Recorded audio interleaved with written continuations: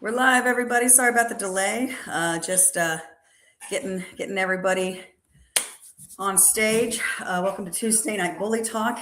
I might not be doing as much talking because, as you can tell, I'm still getting better. But we wanted to start off by talking about the dogs that we saw at Nationals, dogs that we wish we'd seen at Nationals, dogs that we're looking forward to seeing coming out in 2026 or seeing more of in 2026. And we might have a surprise guest pop on throughout the show. So definitely look forward to that. We'd also like to kind of see if you guys have any questions about things that you saw that you wanted to clear up about Nationals, or if you have any predictions and things like that, definitely chime in. So, gentlemen. So we obviously, we all saw, Biggie Bear take it, or Bear Biggie, sorry. We saw him take it. And having seen him in person, I can definitely attest to him being a bull. Definitely. You said Bear Biggie? Bear Biggie.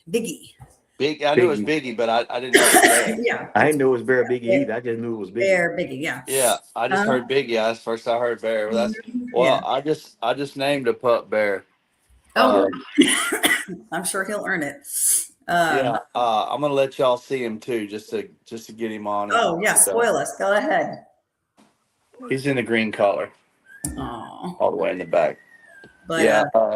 But he's So big dog. we had our litter drop Sunday evening, and it was one of them good long 24-hour deals. But we called it the solstice litter because it was they were born on the winter solstice. Look, dude. Oh, look at that chunk. And that's 24 hours old. Yes. Look at that butt. Oh, that's a good puppy butt right there. Yeah. He's Beautiful. He's a good boy. Yep.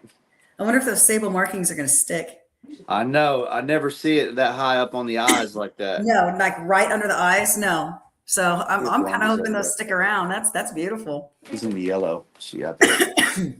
This is that's Bear, and then this is Goldilocks. What's up, Nate? Happy holidays. Appreciate you chiming in, man. Oh my gosh. Look at that nugget. That's that sheep meal. Good. Yeah. Look at her. Oh my goodness. Go, that's a nugget right there. Also, good little butt. They're all 4-wheel drive, man. I was going to say that's very well grounded. But look at that face. Yeah. She's beautiful, blondie. So tell everybody, because some people may not be familiar. This is so cute. I just want to snuggle. See, now you're just giving me. They're so cute, man. Puppy fever. But so tell everybody what litter is this? This is the solstice litter, and it's our girl Freya. She was produced at QBN. She's actually my boy Pressure's half sister, and the father is Hector L. Oso from BMBZ, produced by Peter Stoiber. We really did our homework on this one. Really got in there, got under the hood with the embarks and just went crazy with it. Got in the phenotypes. He is the only standard male that is an NN in the IGF-1 that I could find on the planet. That also had a flawless, clean bill of health on embark. Right? Nothing on embark. He's a standard male. As well balanced as far as breed type as any dog I've ever seen. For real, a clean, well-rounded, well-balanced dog that would just happen to be an NN, which is a larger breed type. Usually, you don't find a standard. It's extremely rare because I couldn't find one single other dog that was an NN that I could confirm was an NN as a standard on the planet. Right. And so we bred him to our NN female as an attempt. We've talked on the show forever with Caleb and everybody, and even with Raul. So, in a perfect world, we'd like to take the breed type from the smaller classes and bring Yes. up to the XL. It's a feat been proven difficult, right? No. I believe that the recipe to do that is to have an NN female, which will give her the IGF-1 growth hormone allows her to produce a dog bigger than herself. Then she has a really low COI. Her COI was a 9. So I found a male that's an NN as a standard. So he's a smaller dog, got more breed type, whose koi is a 26. Ooh, I didn't know it was that high. That's And nice. so he dominated the litter. And she's a bigger dog than him. So it ended up, I opened one in the fridge. I He ended up using her as a vessel to create bigger versions of himself. Seems like it. Yeah, and the NN just allowed it to, for everything to push through on the bigger scale, the muscle, the mass, all of it. And we're just really pleased. All that was what I truly believed it would take to be effective, but it was theoretical for me. Oh, well, yeah, still. I mean, it was one of But I those knew that was the mad recipe. You know what scientist I'm moments. saying? I believed Yeah. it, and then, but I told my wife, I'm like, look, this is what I know, and I'm putting my money on it. I mean, and I'm so excited it worked out like it did. It really went well. So Yeah. Right. And we talk about it all the time about how, like, do the research, really dig, and then, like, test those theories, but to make sure you walk into it knowing everything that you possibly can, using the tools that you have at your disposal. And Mhm. you did all that. And this is the result. So if anything, this literally just validates what we've been talking about, is making sure that, you are better guaranteeing better results. And I You won't know? put anybody's name in it, but I will say this: there's 4 dogs that y'all and anyone else that's ever been on this show could name. If you name the top 20 dogs, you know, anybody would say the names of these dogs. And I offered to not only did they refuse to embark the dog, wouldn't do it. The embark cost $120. I told all of them, I'll give you Oh, right. $200 and Yeah. sign an NDA saying that no matter what's on the embark, that I'm not allowed to discuss it with anybody, and I'll pay you $200 to do it. And none of them would do it, That's and I don't understand that. well, I think you do. I don't understand it. I And think so you I had some do. dogs I really wanted to use.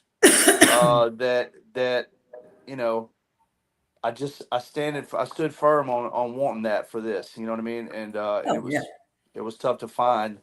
And not that a dog has to be embarked to breed to necessarily. I Yeah. wanted that for her and this breeding in particularly because I had, like I said, the vision of what Mhm. I thought could make this work just right, and I had to be able to look under the hood to do that.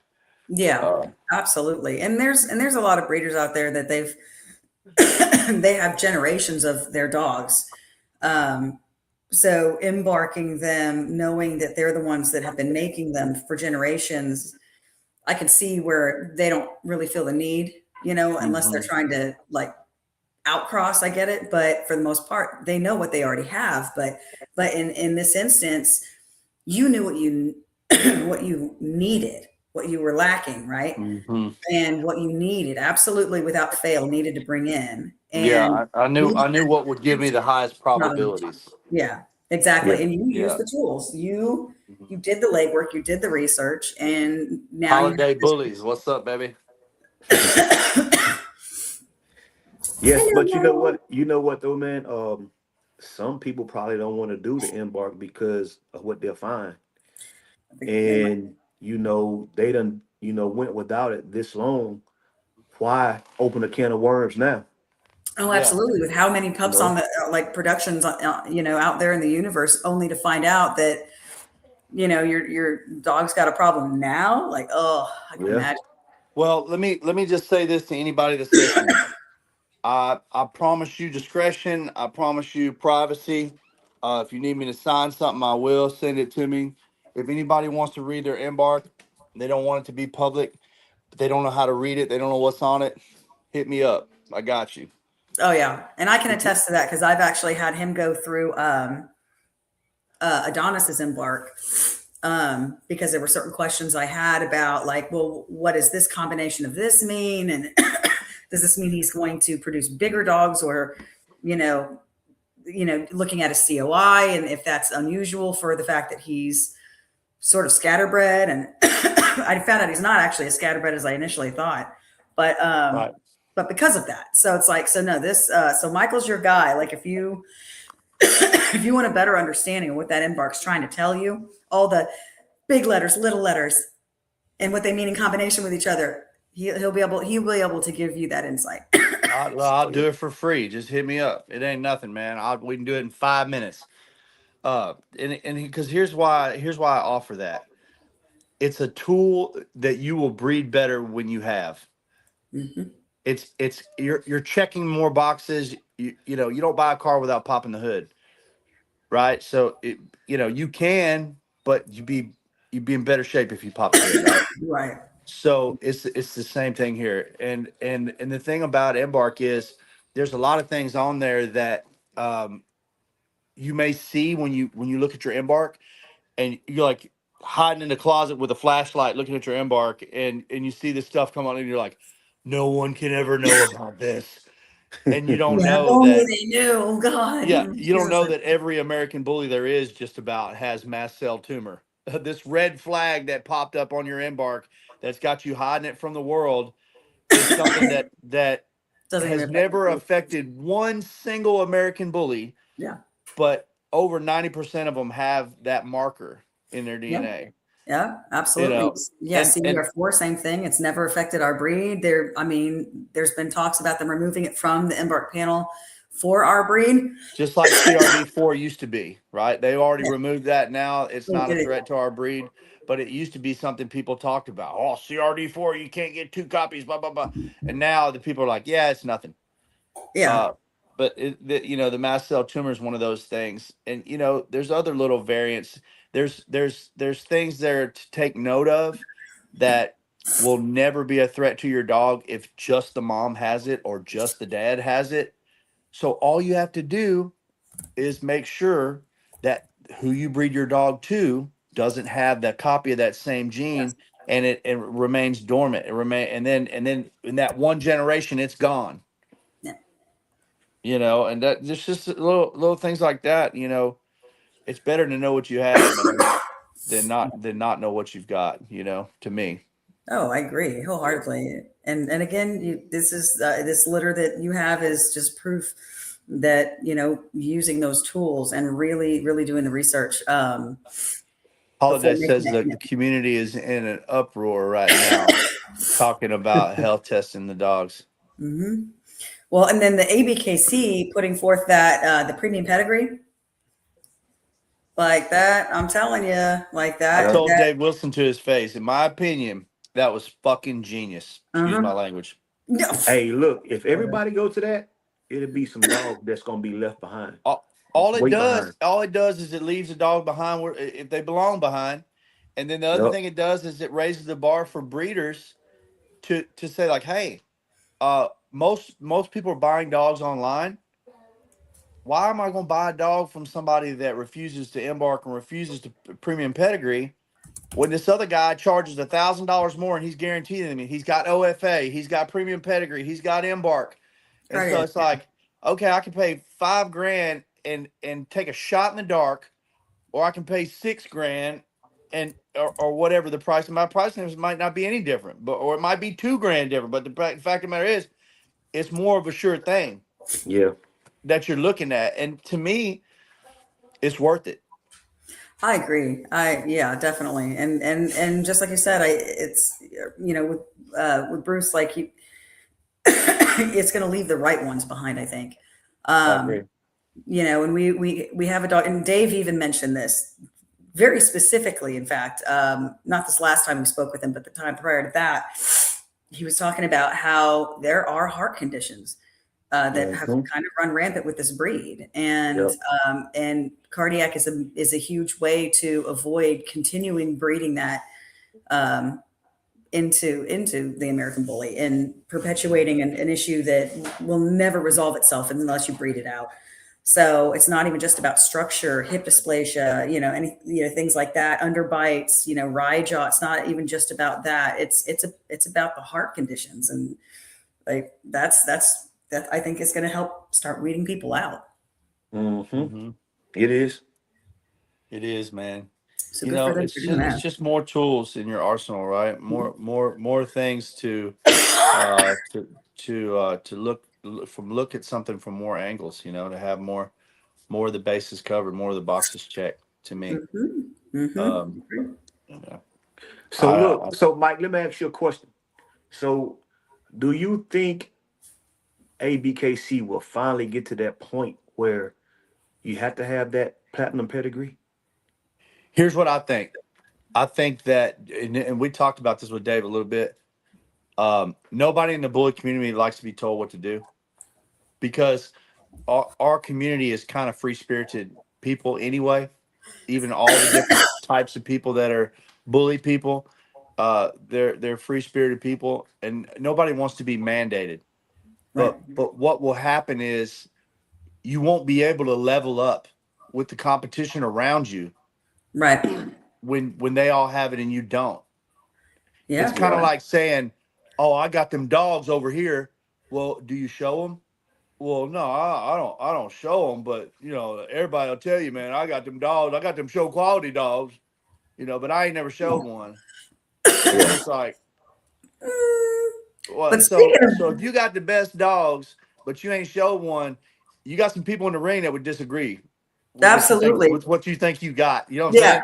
And But then you take one of these dogs to a show and see what's there. You might not even get in the ring with them. You know what I'm saying? Yeah. right. But speaking about people bringing dogs into the ring and that kind of being able to showcase what you really, really have and your willingness to put your productions out there to be assessed. It'll put it in perspective on it.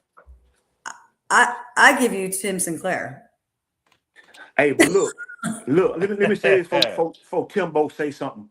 But look, so if that ever happens, you can look for breeders to jump to another registry, just like ADBA, when they came along, all right, in Yeah. this weight pool game, if your dog weighed over 130, 32 pounds, they had you to send a picture, a photo of your dog in.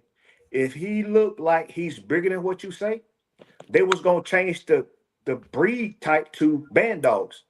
Yeah. So when they done that, everybody went to UKC and still had their dog as a registered as American Pit Bull Terrier. So the same thing gonna happen to ABKC. If they do that, they just gonna jump to another registry. That's all they gonna do. Right.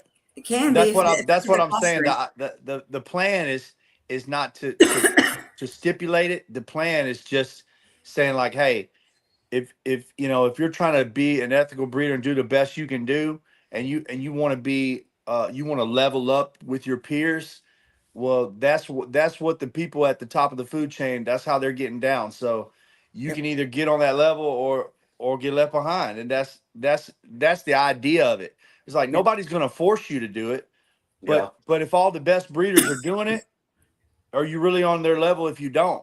You know what I mean? Right. You have to And get that in where you fit in, kind of deal. And I I think agree. that encourages people. Mhm. Whereas if you mandate it, then everybody's like, they ain't making me do shit. I'll go to another registry, and that's how that happens. Yeah. Uh, Well, uh, I'll go where they appreciate my productions. Oh, I think we lost him. yeah, I know if he Yeah. didn't say nothing by now, we lost him. He must Oh, not. He must not could have heard us. here, let me. Oh no. He must not could have heard us. He'll be back. Yeah. But yeah, Yeah. that's probably gonna happen, man. If it pushes to that, that's gonna happen. Because now, um, they've been doing it for a while, but at first UKC didn't have a bully dog. You know what I'm saying? They didn't have Right. bullies. But Yeah. now they do now. You know what I'm They saying? do. They do Hmm. now. So everybody probably just gonna swap over to UKC bullies.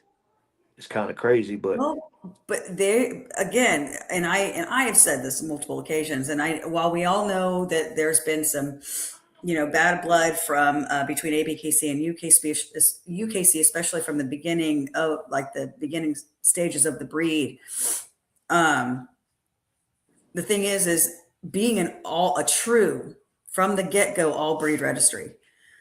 The way that they look at our breed is they really do kind of veer towards that classic form.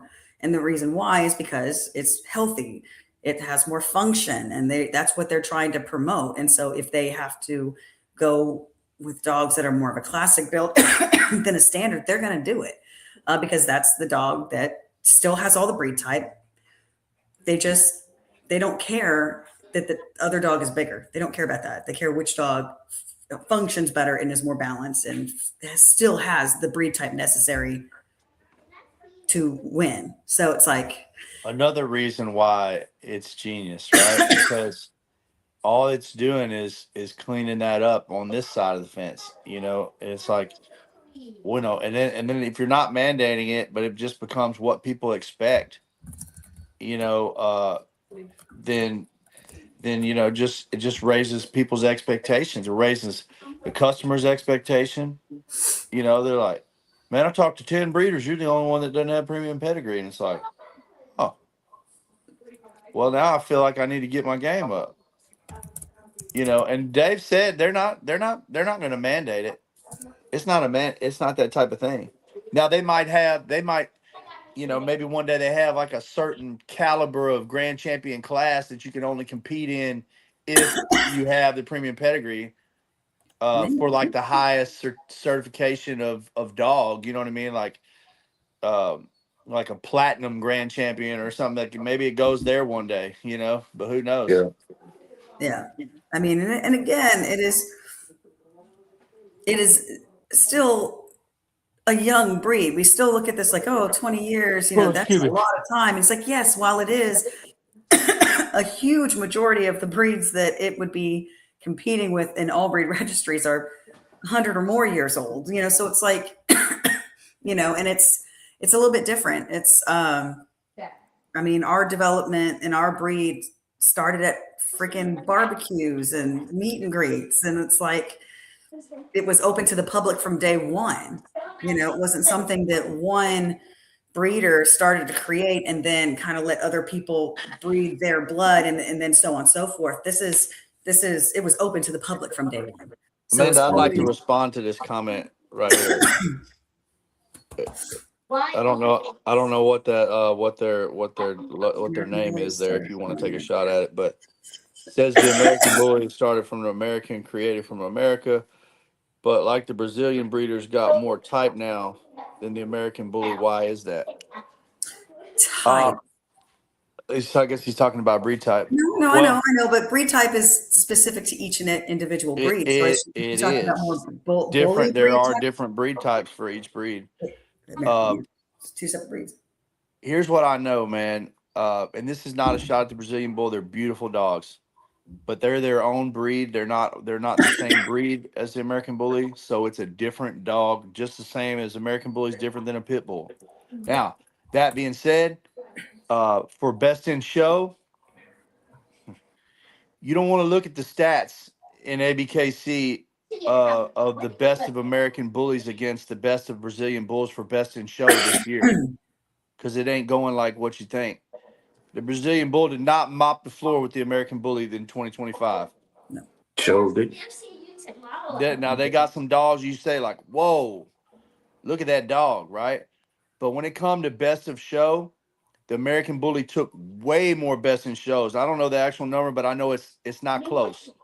Yep. Yeah. So the American Bully stood its ground. It did that.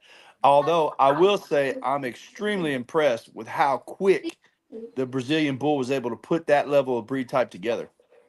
Well, and to a consistency to a degree. I mean, there's still some variations of it that you can tell where they're still trying to develop it, and there's ones that are still grandfathered as American Bullies, and for good reason, because they're more like American Bully XLs. But well, even the best, to my knowledge, even the best of the Brazilian bulls have very low COIs.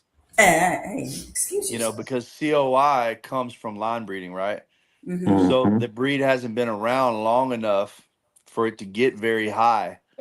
So like, I'm not gonna put anybody's business out there, but even some of when you think Brazilian bull right now, the names that you think of, their COIs are like 10, 9, 11, Yeah, 12, right. like lower than our outcross numbers. Hey, Especially in the pocket and standard class, it's lower than our outcross. It's lower than our scatterbred numbers. In the XL class, it's lower than our outcross numbers. Yeah. So hey, you see what Angel said? He said they had to use American Bully, and they did. They Oh, crossed it over with, was it Bulldog well, what for? to make the Brazilian? I would imagine it where has to we be a went little bit of massive with borbal. the XL. The musculature is very, very similar to active borbals. So according to them, though, they don't have the boar bull in there. No, Huh? it's some kind of Bulldog. According to them in Brazil, they said they don't have the boar bull in there. They use the Johnson, Johnson American Bulldog. bulldog. the Johnson American Yep. Bulldog, and then Yeah, I can see that. they use the other bulldog and the American Pit Bull Terrier. Yeah, I think are the three that they said they had in there. So yeah, American where bulldog. they learned from one of our worst mistakes in the American Bully. One of the worst mistakes we made was bringing in the Mastiff. Yeah. Ugh, yeah, don't do that. When we brought the Mastiff in, building these big dogs, when they were trying to make them bigger, we chose the Mastiff to incorporate, and that narrowed the rear. It stiffened the stifles. It looks like a lion from the back, tall and narrow and stiff, right? Yeah, and lengthy and And just like they have long torsos, and it's one of those loose things where, skin. yeah, as you gain height, you ultimately weight distribution 101, you gain length. And Yeah, it's just it unfortunately was a when you have terrible mastiff move, like right? that. They Yeah. probably should have. We probably should have used the Boerboel. You know, if we'd have used the Boerboel Yeah, instead of the Mastiff, God knows what it'd have been. You know, yeah, because the hams and stuff on them Boerboels, man, they're thick, muscled up dogs. They're a yeah. little long though. They Hey, are my, a little bit long, and they do have a different drive level and a different nature. Their Yeah, temperaments are hey, different. let me give y'all a little history. All right. let's go. So so we think that Mastiff was added, but a few years back to make these dogs, but it wasn't. Back in the 1970s, Eddington Whopper was in a weight pool, Mhm. ADBA. They added a Brindle Bull Mastiff. ADBA let him do it just to increase size, to give the dog more pulling power. So they let Eddington Whopper add this dog in this lineage. And so everybody branched off of that dog. And that's how dogs was getting bigger and bigger. Chevy and all them dogs come from that lineage. But I don't know what kind of mastiff they add for the XL. I think they was a little bit more hairier because I don't know is where the hair come from. What mastiff did they use? Well, most mastiffs in a general sense don't have the same hair texture or the same hair length as American bullies do. So I mean, it could have been any one of the mastiffs. It could have been a bull mastiff. It could have been, oh, I don't know, Spanish mastiff. It could have been anything. It could have been a Dogue de Bordeaux for all we know. But they all have that scruff. They all have the lengthier fur along the neckline. Timbo, what's up, my man? You went out on us, man. We thought you bailed out on us, man. What's up? No, I just got on my computer. My phone's acting crazy with the new updates and stuff. Man, it just acts crazy sometimes. Oh yeah, I was wondering because you just kind of were like looking around. I was like, I don't think you can hear us.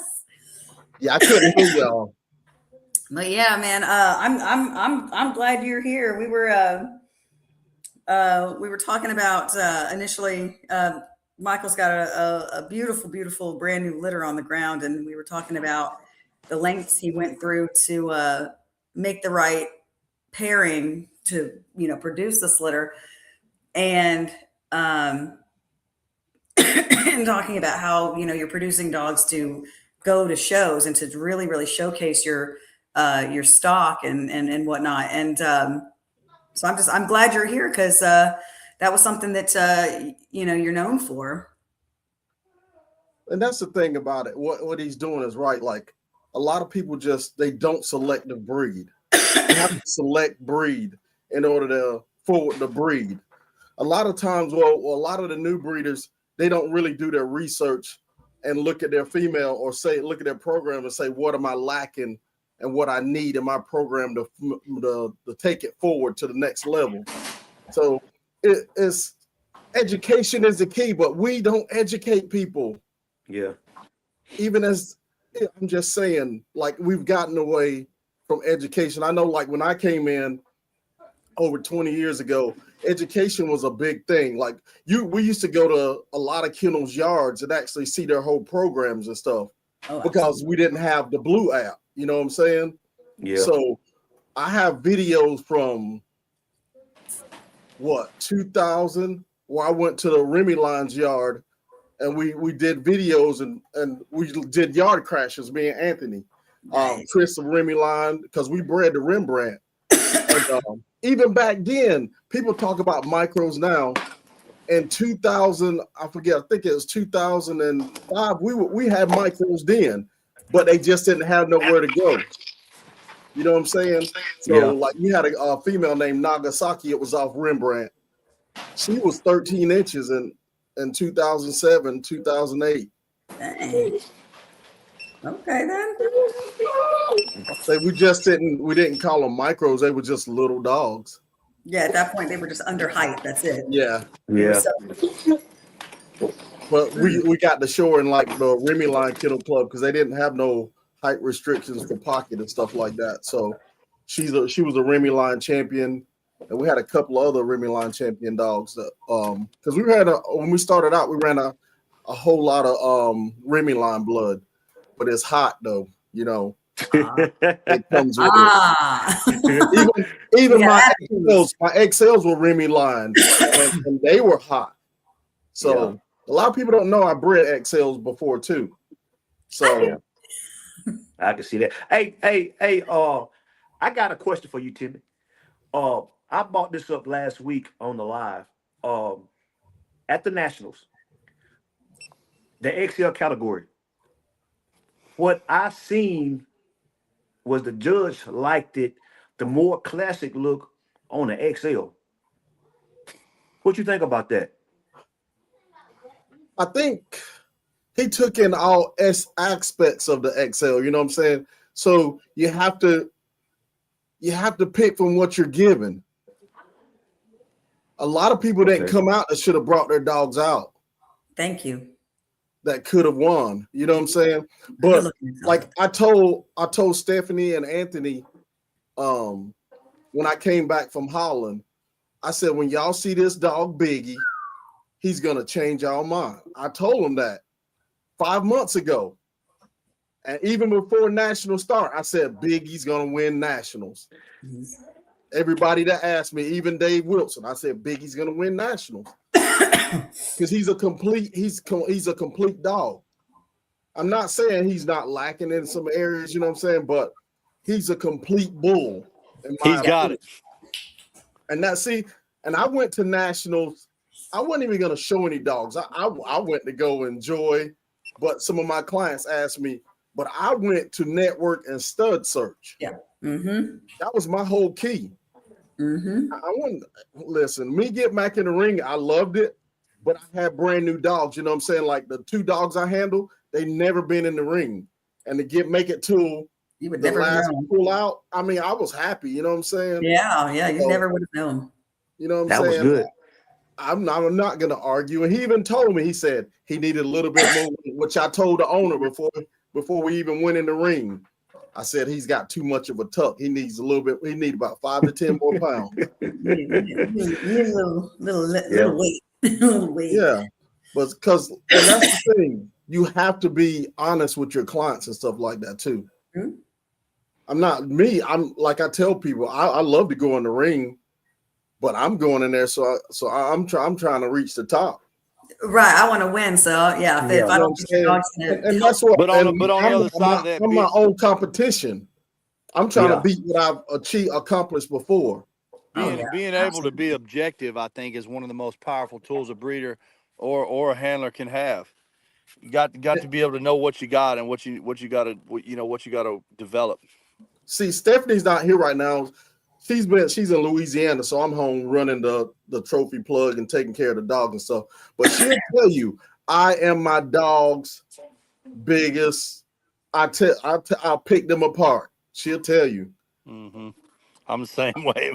I'll pick My them wife gets apart. on to I'm me, my brother. dog's biggest critic. Yeah, Yeah, yeah. gotta be.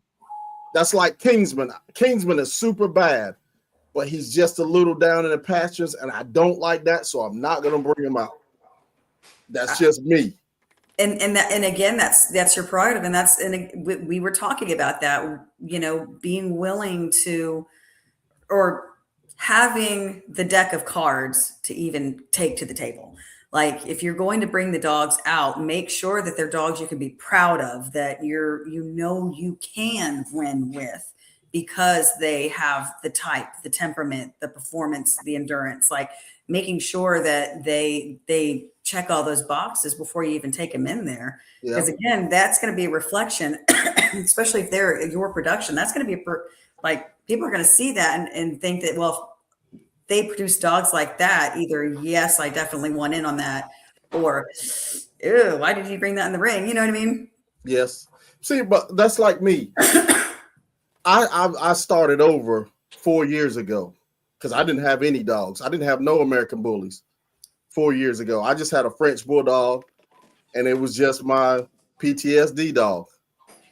And then 4 years ago, well, it's been more long than 4 years ago. It's been about 5 years ago I started back over. And then this year, after seeing Nationals, I was like, man, I got to get something to get back in the ring with. Not just judging, you know what I'm saying? Because most of the dogs that was at Nationals, I already put my hands on them in the ring, judged them at the Jungle or whatever registry they show under, you know what I'm saying? So, because I looked at the standard female class and there was no standard females in there. It blew my mind. I was like, where are all the standard females at? I was like, wow. Yeah. There was only, 2 in there, I think. A younger dog, a 6 to 9, and then a 9 to 12. Yeah. And that was it. Yep. Yeah. That's right. Well, but you do also have to take in consideration. It's not that, I mean, I think having a female in a general sense and trying to campaign them is difficult because you're using them to produce other dogs. So you're at the mercy of their heat cycles, whether or not you're going to breed them, whether or not. But I know there was some people that had some bad standard females. Man, I know a guy right now who's got a couple of them in his yard. He just don't come out no more. Mm-hmm. I've been trying to, hey, let me take that dog out to the show. Let me take her out to the show. You need to work. It's a mother and a daughter. A little harder. But Timmy, but look though, in a lot of people, they might hate me for saying this, but you don't see a lot of you don't see females at all that do what Biggie did. No. You know what I'm saying? So yeah. A lot of people now, I don't think they're gonna put a lot of time in females because they don't have the mass that the males carry. See, they here's don't have the thing. Reared by the male, but see, your judge got to love a female to pick your dogs and win everything. See, but this is me. If you put a female in the ring in me and she can stand up to that male and she can move with him, she should win. She can outperform him. She's gonna win. Because you don't see too many females that can stand up next to males. Right. Well, all things being equal, if the only reason you're giving it to the male is because he's simply bigger, that's some bullshit, and we all know. Well, see, and that's the thing. Like, I retired my English Bulldog the beginning of the year. Some of the dogs, the top dogs in the ABKC, we beat. I won 4 best in shows with her. So, and they say it's like kind of unheard of for a female English Bulldog. You know what I'm saying? So, I have a male here, but he really trumps her though. But you know what I'm saying? A lot of people look, even though he's a Merle, and a lot of people look at it like, but you know, ABKC accepts that, and the other registries do. But Yeah. He's super, super nice. I just haven't brought him out because I really don't have time. Like because I'm gone all the time. Yeah. Like soon as January the 1st hit, I'm gone all the way till I'm booked all the way till June, and then we take the summer off. We don't go nowhere in the summer because we don't leave our dogs. But I'm booked almost every weekend to June. Judging, and Yep. I will say this. I as much as I really like, I've had more opportunities to see you judge than I have seen you in the ring, and I love the way you judge because I don't know if anybody, if I know Michael, you weren't able to make this show, and Bruce, I can't remember if you did or not, but it was one of Candy's shows in Troy, and you took the time before the show even started to do a tutorial on handling for people that were just kind of getting into it. And like I even brought Adonis out into the ring, and I mean, you were taking the time to educate people and to give them the confidence to get in the ring for the first time, or to develop, to hone in their skills if it's only, if they're still new. And you had juniors in there, and it was really freaking cool. And I love that you don't let people leave the ring without telling them why you put up whatever dog you did, and what they need to work on and what you want to see. But seeing you in the ring at Nationals, man, that was a treat, because you got some skills, man. I love watching you work. See, this is me. I don't mind. I don't mind helping people and showing people what it takes to get there, because my goal is, if I'm gonna judge you and I'm gonna show you, I want you, when I see you again, I want you to do better than you did when you came in the first time. Yes. Yeah. Yeah. Like I see a lot of people, they don't even flip the people leads around on right. That drives me nuts. Every time somebody come in with a lead on wrong, I'm like, flip it around. I'll take my time, put it in the piece. Even at the jungle, and I'm like, yo, I'm gonna show y'all. So when you present your dog the next time, you'll automatically know what to do. Even with stacking dogs, I'll take the time to show somebody, hey, this is what you got to do, because that's what we're supposed to do. Help y'all with the progression, tell you what you did wrong and what you can do better the next time. That's right. And that's invaluable. I've always asked. I've had some judges like that, offer me that good education, man. But I always wait for the appropriate time. But I call them aside and be like, hey, is it something? Is it something my dog needs? Something I need to do? Is it where'd I go wrong at? Just shoot me straight. What's the deal? And most judges are pretty good about it. Um, but I've had a few look at me surprised, and that's strange to me. I feel like, and then I'll go to the show and I'll see like maybe a couple, 3 or 4 people in the whole night will ask the judge, like I did, what they did wrong. Mm-hmm. See, that's the thing. That's strange to me. That everybody tell you, even before I start judging, I'll explain, and I tell people, if you have a question, ask me then, because I'll see so many dogs, I might not remember that dog. Right. So that's the time. That's me. That's me as a judge. I can't speak for everybody else. You know what I'm saying? Yeah. You definitely need to tell do everybody, it right there. if you got a question, ask me then, because if I go through 15, 20 more dogs, I might not remember. Oh yeah, I would definitely do it like before I leave the ring. Oh, absolutely. But I could take 2 to 3 minutes and explain to you why everybody else is getting set up. You know what I'm saying, for the next class. Yeah. Right. Give Absolutely. time to get in there, because sometimes some people way at the back and they have to run, or they have to switch dogs and stuff like that. So, like I said, that's just me. No, absolutely. Well, that's good, man, because it's that type of attitude and that type of behavior that encourages people to do better and encourages people to come back. Like I don't know why more judges aren't that way. I really appreciate people that care about the education side of it. I'm big into educating about our breed, and just dogs in general. I spend a great deal of time involved in that. So people that are trying to help people elevate their game, help them elevate their dogs, like, hey, you really had the dog today, but your dog laid down in the ring. It peed on 3 of the 4 corners when you were trying to gate. We can't do that and expect it. Like, yes, your dog had the breed type, but this is what happened. This is why I couldn't give it to you. This is the deal. Or it's like you showed the dog very well, but your dog didn't have this, didn't have that. The other dog had more of this, more of that. This is what we're looking for. That's a big deal. That takes people back to the lab, and they can say, oh, all right, now my next breeding, this is what I got to incorporate. This is the direction I need to go, because the consensus between all these different experiences I had, this is what I gathered. And that's priceless to me.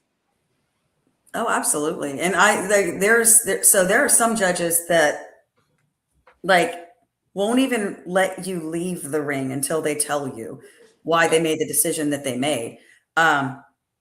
Chris White's one of them.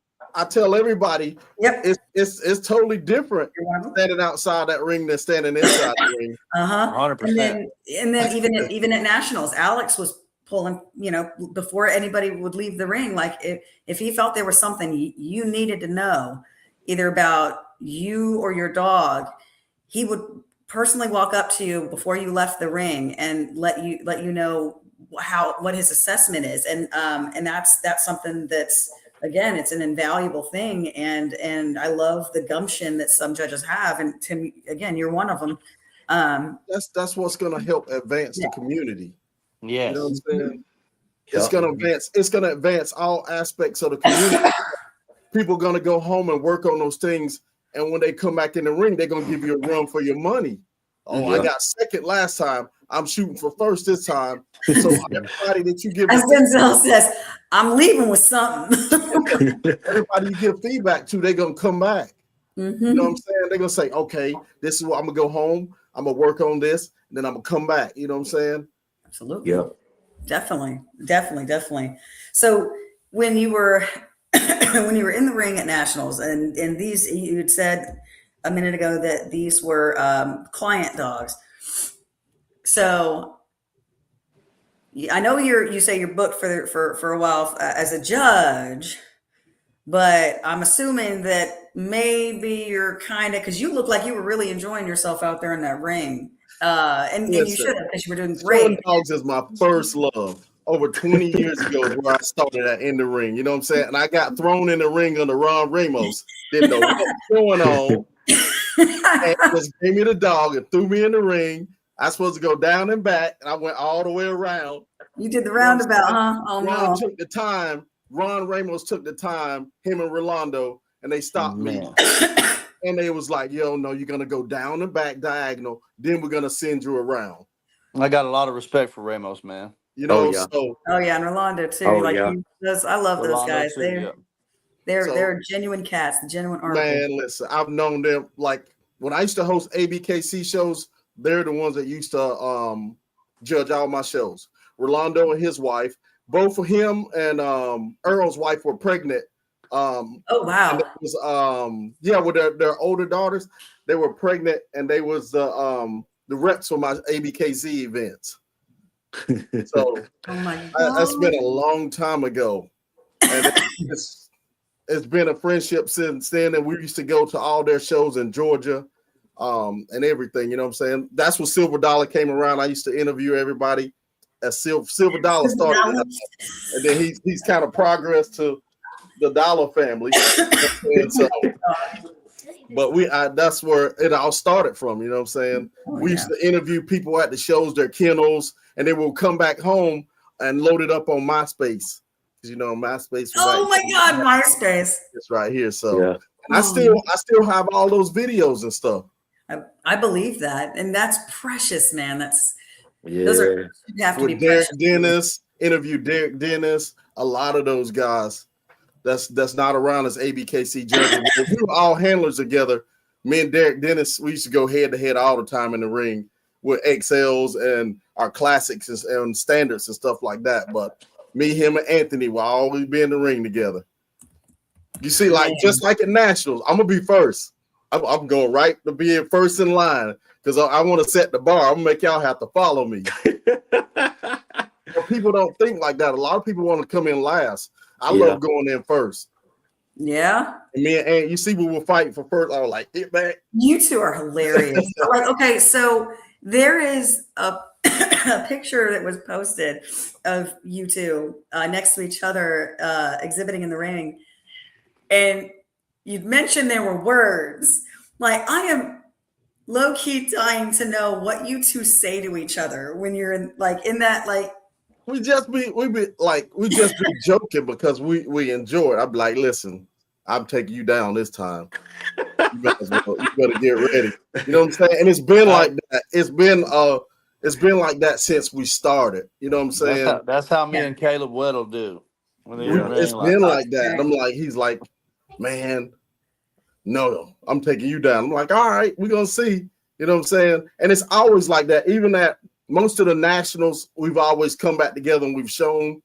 One Nationals, he showed my dog, and I had to show the other one. And I was like, I'm gonna kick your butt.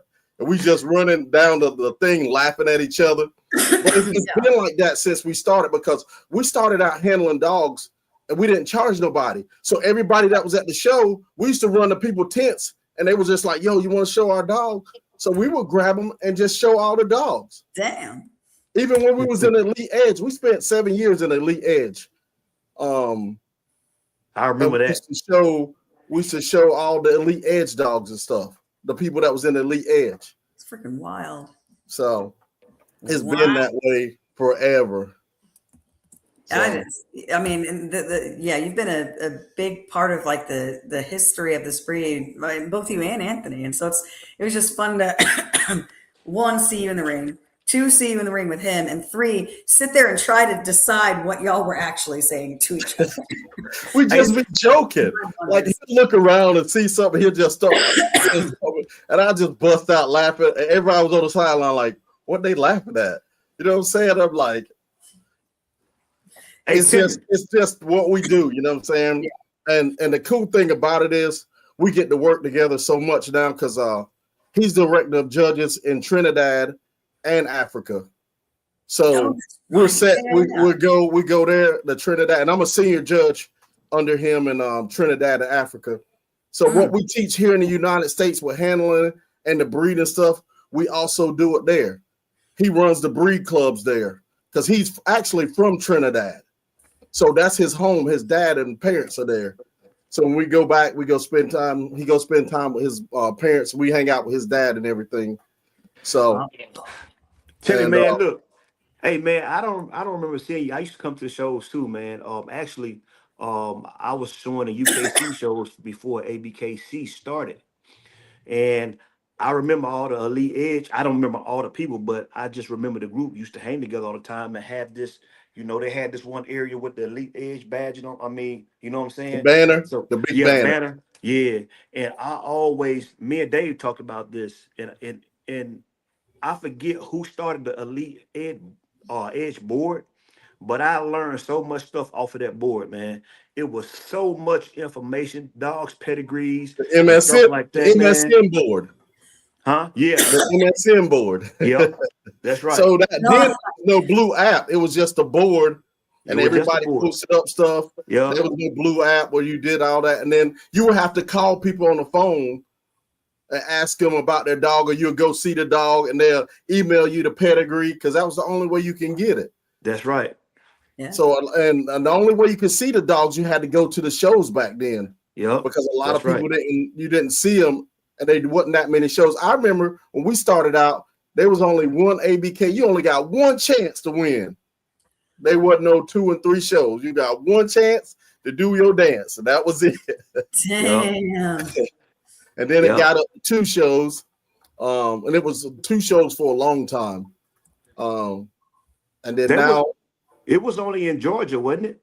Yeah, a lot of them was in Georgia. Some was in Virginia, and then I forget his name. He was a judge, but he passed away. He used to host in New Jersey at Cowtown. Patrick, that did Shorty Bulls. So he used to host at Cowtown in New Jersey. So that's what most of the shows was at. And then Candy from Raising Cane used to host here in North Carolina. Her And from Louisiana? and Lady J. From Louisiana? Raising Cane from Louisiana? No, Raising Cane Kennels from here in Charlotte, North Carolina. Okay. She used to own Fedor. Okay. So Fedor was the only inbred corrupt son. Okay. And I used to run a lot of the corrupt blood. Like I had a Fedor son and stuff like that. Yeah. Hey, but I mean, I gotta tell you my story, man. When me and Dave used to show against each other in UKC shows. And our dogs would never, he would win sometimes, but my dog would never win. So after UKC show one time, we was in Georgia. So he asked everybody to stay over after the show. Yeah. That's when he bought us ABKC. It was a regular, he gave us 60 days to get our pedigree. Yeah, because it was BKC at first, and then they switched to ABKC. Right. Yep. But he gave us 60 days to get our paperwork in. You probably know Mike Leonard then. I remember him. Mike, so we actually got our first American Bully off of Razor's Edge, Unusual Suspect, which is Baloo and Sadie Patterson son. We had his son called KJ, Kaiser Jr. They called him Kaiser. So we had a direct son off Razor's Edge, Usual Suspect, and I used to own Devil Den's Cobra. No. Yeah. Dang. Yeah, I used to own Devil Den Cobra, and I own Macy from Ed Shepherd's yard. She's actually still on his website. No shit. Wow. And then Anthony used to own I forget her name, but it was directly off of Coop's dog, his old blue dog. I can't think of his name, but Anthony had direct blood off that too. So we had a lot of the direct Razor's Edge stuff. Because I got a lot from Mike Leonard and Double Edge Kennels. We had a lot of his stuff too. Hey, man, you remember that dog Dave had? He bred with this guy in Louisiana. I can't call his name right now, but Paco. Remember Paco? Yeah. Did you ever see? Man, that boy I didn't was get so to see bad. him. You didn't? Oh, no. My God, man. So I used to hang out with Shenardo Shelton and Bobby Dean them. So we used to go to Virginia all the time because Shenardo Shelton was really one of my real good friends. We used to do a lot of breedings and stuff together. So I seen a lot of I forget what's Dave's old partner name. I can't remember right now, but I used to show his Shorty Bull also. So they used to have War of the Shorty Bulls. So it was Chris, Patrick, and him, all three of them, they used to come to my show and battle out with the Shorty Bulls. That's when the Shorty Bulls got real big. Yeah. It was a big push of the Shorty Bulls and stuff like that. So, I mean, I've seen I've enjoyed the community, you know what I'm saying? So, I like Shorty Bulls myself. Me too. Yeah. So I'm cool with Jamie Sweet, and we've been talking. And Stephanie, they trying to get me to get different breeds. Is that who's got Bronco? Yeah, so Anthony showed Bronco all the way to grand champion. So a lot of people don't know he's the guy that holds the most titled dogs in the ABKC. Who? Anthony. Yeah, no, it's not. It's like 540 dogs. God. So he's checked out in grand champ. Not shocked. And I'm not like he's above me like by 200 and some. Because I was paralyzed for 2 years, so I couldn't walk for 2 years. So he was still showing, and he would come home and hang out with me while I was paralyzed and stuff. Matter of fact, he took me to nationals when I was paralyzed, and they sat me beside the ring and let me see nationals. That's what's up. Damn, that's some love right there, man. Yeah. So dang. Hey, look, you weren't in any trouble. You know what I'm saying? It ain't like you know, it wasn't no trouble to take you. He knocked him off. There he is. I didn't mean to. I was trying to add this. I was saying you wasn't no trouble though. You know, wasn't hard to keep up with. They held you down. They held you down though. Yeah. So I put my hands on Hef, Pee Wee. Me too. Anthony used to own the Pee Wee, King Kamali, Remy, Thing. Yeah. Yeah, I got this Short off of shot. Boss Man Kennel's page. What's his name too? Little Row. When they had the big show in Florida, they had Little Row on the white couch. Yep. So I've seen a lot of these dogs. So a lot of dogs that's in the pedigree, we've stacked and actually put our hands on. And we've shown a lot of dogs and a lot of people pedigrees. Some people send us pedigrees now. We like, yo, we showed their grandma, their great grandma, great granddaddy. I remember Paco, I remember Buck, and I remember Thing. Yes. And Thing, I remember Thing. I remember Menace. I remember hearing those names back then. I'm trying to see if there's any other one. I think I remember Pokemon too. Mm-hmm. Hey, Timmy, and I meant Little Ro, not Paco. It was Little Ro, but Paco was his brother. Yeah, Little Row. I met Little Row, Paco, right? and he was in Elite Edge Board at the show. That's right. Cook did in Florida. So this was in what years were these dogs? What 2004 or 5, wasn't it? Which Yeah, one? 2003, 4, and 5, I believe. Yep. Yeah. Yeah, somewhere. Yeah. Yeah. And Samurai Paco, I mean, he's that's a Suarez thing.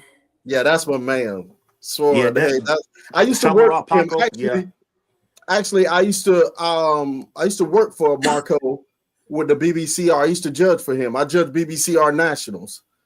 So me and Marco used to we still talk and stuff like that. I seen him at War of the Exotics, and I just seen him. Matter of fact, he just went and judged for Anthony in Africa a couple of months ago. Dang. Yeah, I love that guy. He's very he doesn't gatekeep, which I think is always a great trait to have, but he's like you, he's a wealth of knowledge and he loves to share. So it's always a pleasure seeing him out and about. Oh yeah. Yeah. Let me ask you a question, man. I forget how many years you said you got out of breeding, but how many years was it you said where you got? I didn't do a breeding for like 6 years altogether. So what really got you to dive back in? What was it that the thing turned you about back it is into I was just me, and I didn't have anybody to take care of the dogs here. So I said I wasn't gonna do no breedings. Because I was going every weekend. I was judging every single weekend. So I was flying in and out, and I just had my Frenchie, and my parents would take care of him or come and check on him at the house or so. Mm-hmm. And my thing was, I wasn't gonna breed to have a bunch of dogs that were just left and they didn't have that much hands on. You know what I'm saying? Yeah. They'd just be left out there in the building. So I decided not to do any breeding. I just went heavy into judging. That's the only reason. Yeah. I lost when I was paralyzed, I lost my whole entire kennel. I had to place dogs out and give them away. All my champions and grand champions, I had to place and give all of them away because I couldn't take care of them. So I don't know your story, Tim, as far as that goes. What happened, brother? If you don't mind me asking. You said you were paralyzed for 2 years. I was in the on back of a plane and I fell off, and then my sciatic nerve got caught between my vertebrae and I didn't know. So I would be walking and I would just fall down. And then it just kept progressing and got worse. And then it got to the point where I couldn't walk at all. I was battling paralysis all the time. So I lost everything. I owned. I had to start over. And then God just allowed me to get up one day with no surgeries, no physical therapy, no nothing. Your body just I've been running ever since. I'm glad to hear that. The body is a miraculous thing, man. Anthony came back because he was traveling so much. Anthony came back and took care of me. And that's the cool thing about it. Even so, a lot of people don't know he used to play professional football and arena football.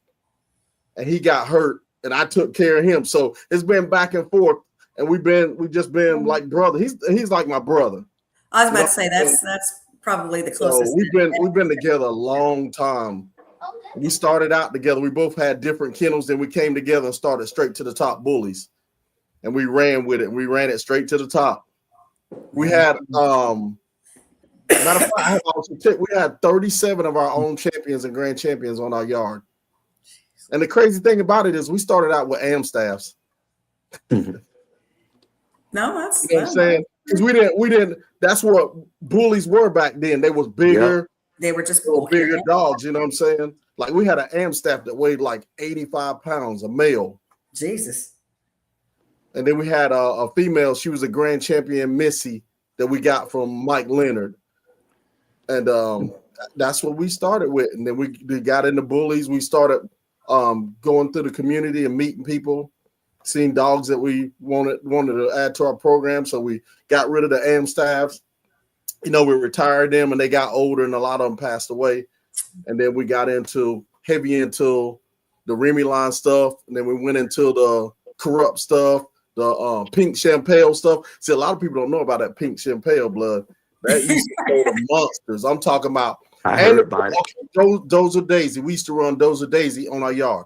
Body for days with a peanut head. Yeah, everybody know what it was Daisy, hard. man. It was hard to breed out that head.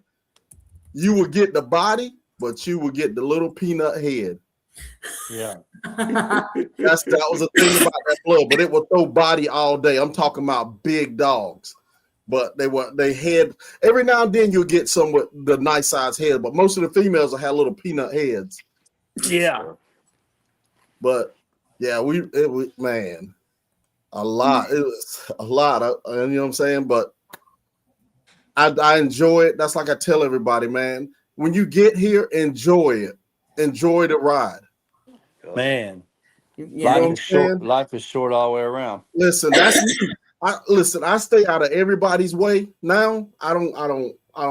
If I don't feel right about something, I'll back away and I'll bow out gracefully. I'm not gonna argue with you. I'll just walk away.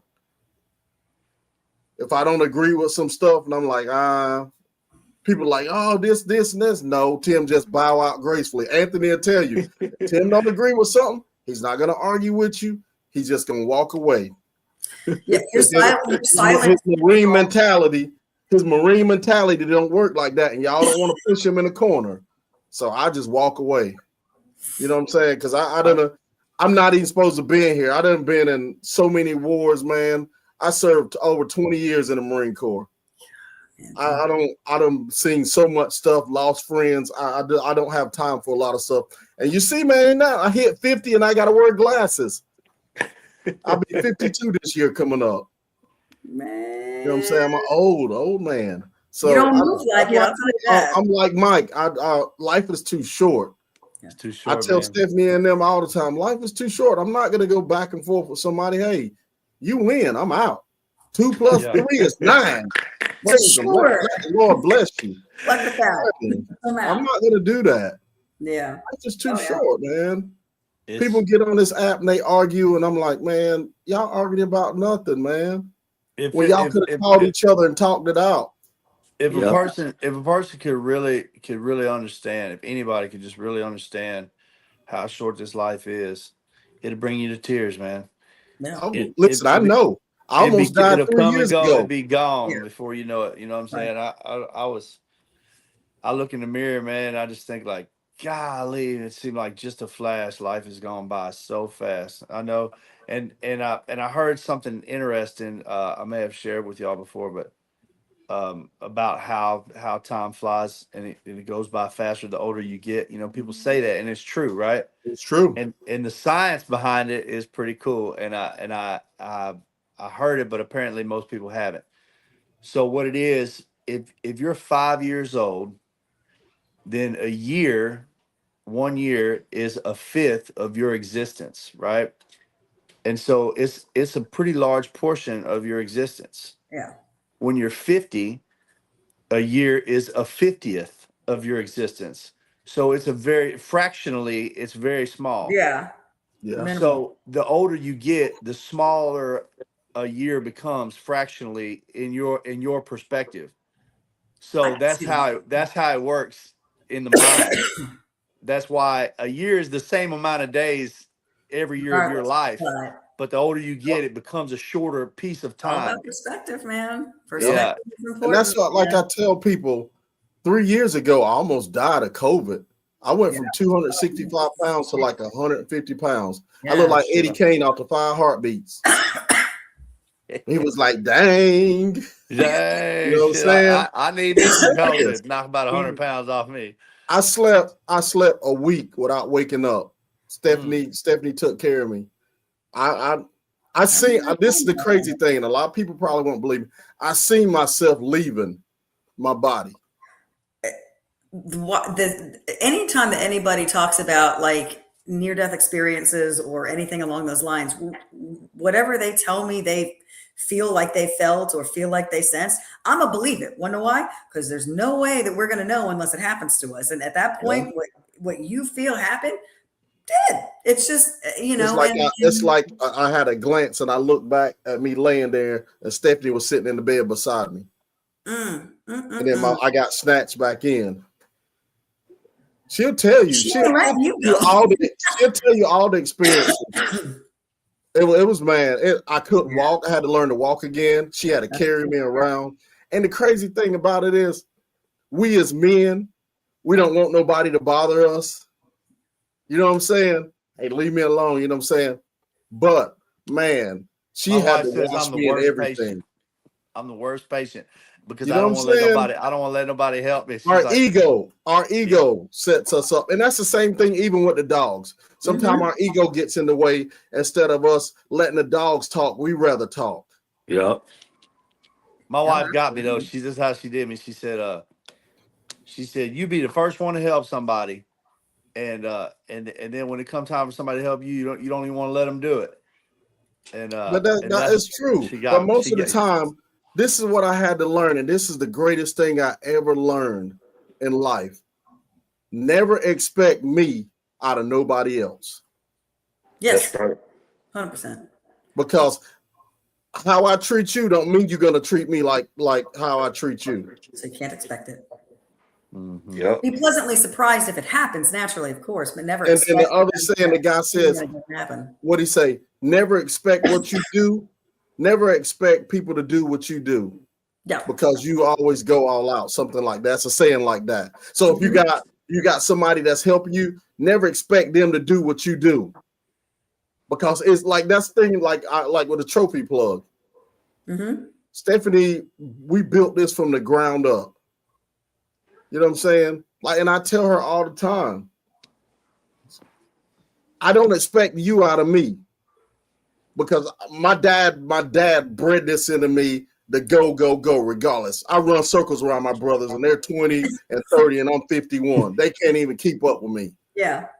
And my mom gets on me all the time, boy, you need to slow down. You're getting older. I'm like, Mom, I can't. I got to get this done. But that's just what's in me. You know what I'm saying? What's in you gonna always come out. That's right. And then the Marine Corps made it 10 times worse, because I'm a neat freak, and I'm a cleanaholic, and I'm white love, and you know what I'm saying. But that's what dogs, they're messy. You know what I'm saying. But I love it. I never, like I tell my dad all the time. I look back now and I'm like, dude, why you was always on me as a kid? Because I'll be so mad. Now I understand. Get it now. That's usually how that works, though. Is you're sitting there thinking like, nah, man, I wish I'd have listened a little bit more intently back then, because now I know why you were saying those things or doing those. And the crazy thing about it is, my parents they get ready to be 80, and they still cater all my dog shows. They've been catering my dog shows for 19 years. Dang. I love it. I told my daughter that brothers, they all work the doors and everything. So I've included and the crazy thing, my dad told me when I was younger, when I first started in these dogs, he said, "Boy, sell all them dogs. Man, you ain't gonna get nowhere with that." And now he, like a couple of years ago, he came and pulled me to the side. He said, "Boy, I never thought you would go this far with those dogs." He said, "Look at you. You travel the whole world doing what you love since you retired now." Yeah.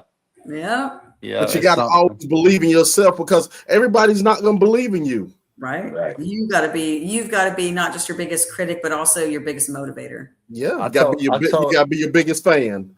I told my daughter the other day, I said, the stuff that you get mad at me for having to hear from your dad right now, It'd be the stuff you'd be mad at me if I didn't say to you when you get grown. That's true. When you get Ricardo, the grown, you're best like, pork man, chop why didn't my sandwiches. dad tell me? Like, he didn't teach me that. He didn't teach me that. But now, right now, you mad at me because I'm on you about all this stuff. But one Yep. day you'd be like, dang, man, where would I have And been? what you just said, so a lot of people like, yo, how'd you learn? How'd you build that entire kennel setup yourself?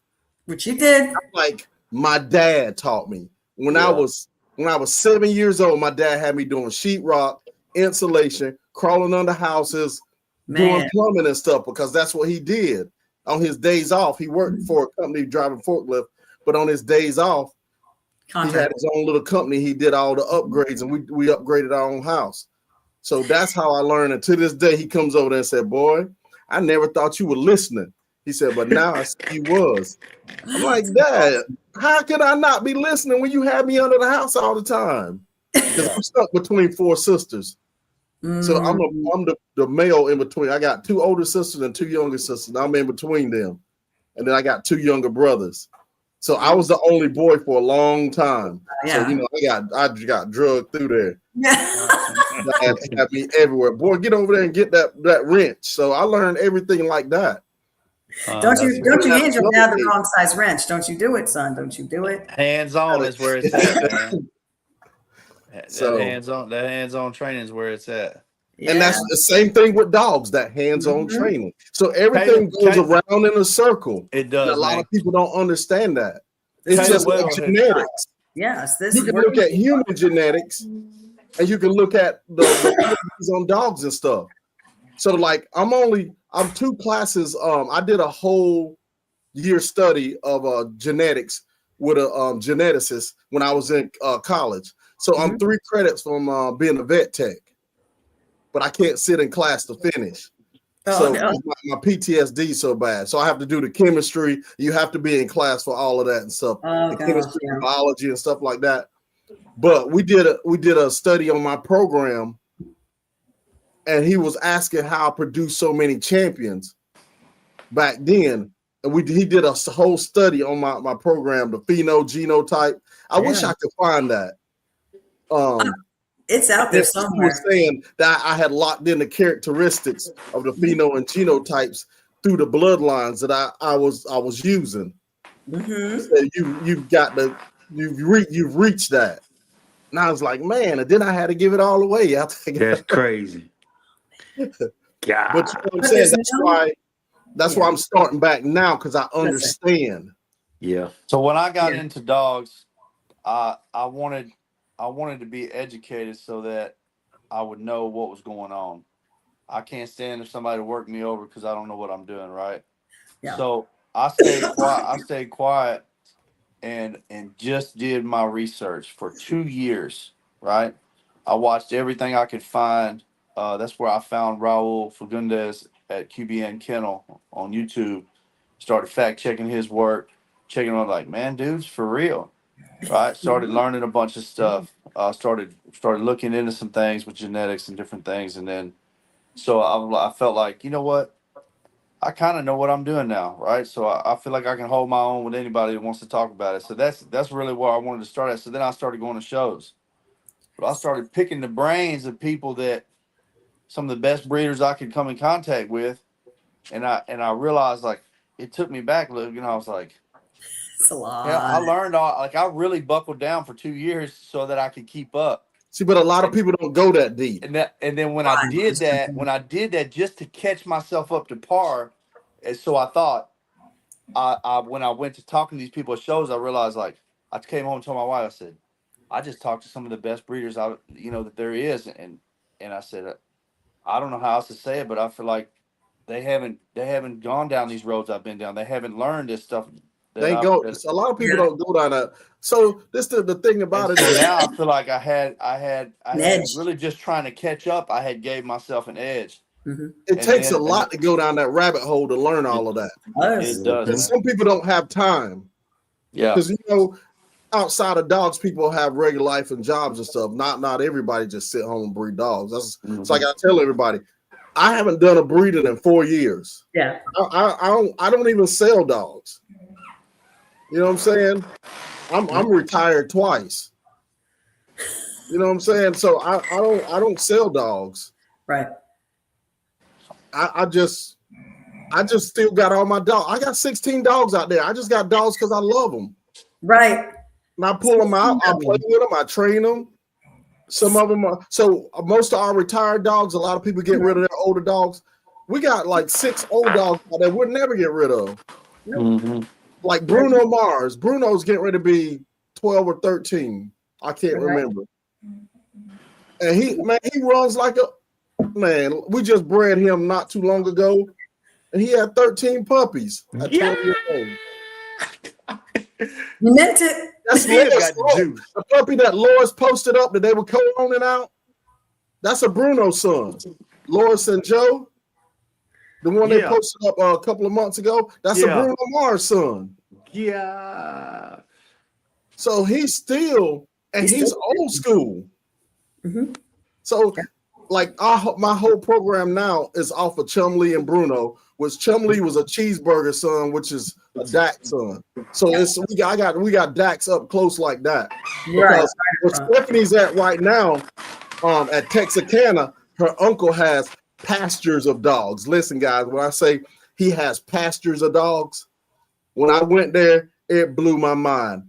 He's got like 100 acres, and he's got pastures set up and buildings, and all the dogs got different pastures they run in. And I went there about 3 years ago, and he had this dog named Blue Boy. I tried to talk him out of that dog. He was like, no, Tim. And then something happened to him. And he called me. He said, Tim, I should have let you took that dog. But it's Stephanie's uncle. Mm-hmm. He's in Texarkana. He's like 2 hours from Louisiana, where Stephanie's at now. Because I tried to get her to go get the female he's got. He's got female. I was like, hey, I'm 2 hours other way. Because it's Blue Boy's sister, and she's never been bred. So I was like, man, I'll get her and I'll build off that. But he has dementia now, so he had to downsize. He has like 15 dogs now. So that's a lot of rehoming. My goodness. But he had like, man, I'm talking about, he had like 60 or 70 dogs. So he was kennel partners with Ed Shepherd. He owned the credit that produced G-Train. No kidding. So he has like Ed Dax stuff up front. And he used to own I forget the dog. If I'm not mistaken, Night Train. He purchased Night Train from Ed. So he has a lot of old school stuff, but now he's crossed it in with a little bit of like the exotic stuff. You know what I'm saying? I wouldn't say exotic, but like I think it's like the K2, K3 stuff. Okay, that's border stuff. Borders. So it's kind of like Hallmark. Hallmark's a cross, Louis V to Crown. You know what I'm saying? So he's a 50-50. Yeah. Yeah, he bought Night Train and passed away in shipping. Dang. So Stephanie's doing dogs. Oh my God, she's got 10 generations of her own stuff. Mm-hmm. Oh yeah. So she took Chumley and she used to run the West Coast with Chumley. And she produced like some of the baddest females you've ever seen. Oh, I know it. I believe it. So that's like I tell people, it ain't just me. She got so much knowledge on dogs and stuff, man. It's crazy. She does. She don't get the recognition that she deserves. But you know what I'm saying? Everybody's not gonna give you recognition. I don't care. I don't care about recognition. Yep. I just love doing what I'm doing. You know what I'm saying? Or just coming on where I can talk to people and help people. I always say, if I can help you skip 7 steps, why wouldn't you take the advice? Yep. Mm-hmm. Instead of going through that winding road. You know what I'm saying? Even that's why I stop everybody in the ring with handling. Yeah. And I'll tell you my secret. Like I showed y'all with that little niche under the jawline. Mm-hmm. A lot of people don't know that. You just put your hand in there, you rub the dog, and you can lean them forward. And the back of the head too, that little notch, like draw it out. It's so funny. Like the tips that you gave, and again, I mean, it's invaluable information, especially if you're like handling a powerful dog, like especially a big dog like Adonis. I mean, that knowing that you control the head, you control the dog. I mean, that's And big that's stuff. like we get ready to start back doing handling classes. I still Awesome. do them at my shows. Every show we have, we normally have a handling class before the show even starts, and we let people come in because new people, they get really scared, Yes. and you have to get them where they can calm down and not get nervous in the ring because they don't know.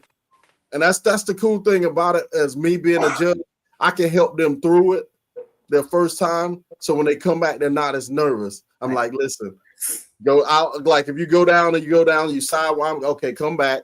I'm gonna show you what to do. You're gonna go this way right there. Don't pull up on the head too much because you're gonna make them sidewind. And a lot of people don't know that. Yeah. But it's those little keys that help people. You know what I'm saying? So and that's the cool thing about it. We get to at least put a fingerprint in somebody's life to help them go further. Yeah, I like that, man. Stephanie just said she couldn't handle Adonis. She's like, Tim threw me in as his backup with an XL one time, and that was the last time. Yeah, we did a father and son at Nationals, and I threw her in with the son. Man, listen, these dogs were big. I think she got out of breeding now. Her one male was like 142 pounds. He was big. And the son was like 127 pounds. Yeah. And I was like, man, she was like, I need you to show them, Tim. I was like, man, listen. I was in full out stride. When I came around, I was sweating like I was sweating. I was like, listen, this is going to be it. I'm glad this is Nationals. It's one show because this is all you're going to get out of me. Yeah, I can't be doing this 4 times. I'm telling you, like that, handling a very large dog is definitely taxing. So just like Stephanie said, she commends anybody that can do it. Same here. I actually had the privilege of it was at Candy and Nakaya show, Monster Mashup, back in October, and I had the privilege of showing one of Caleb and Nakaya's productions, Revelations, I believe. Huge, big guy. Bruce, I don't know if you've seen Rev. I don't think I have.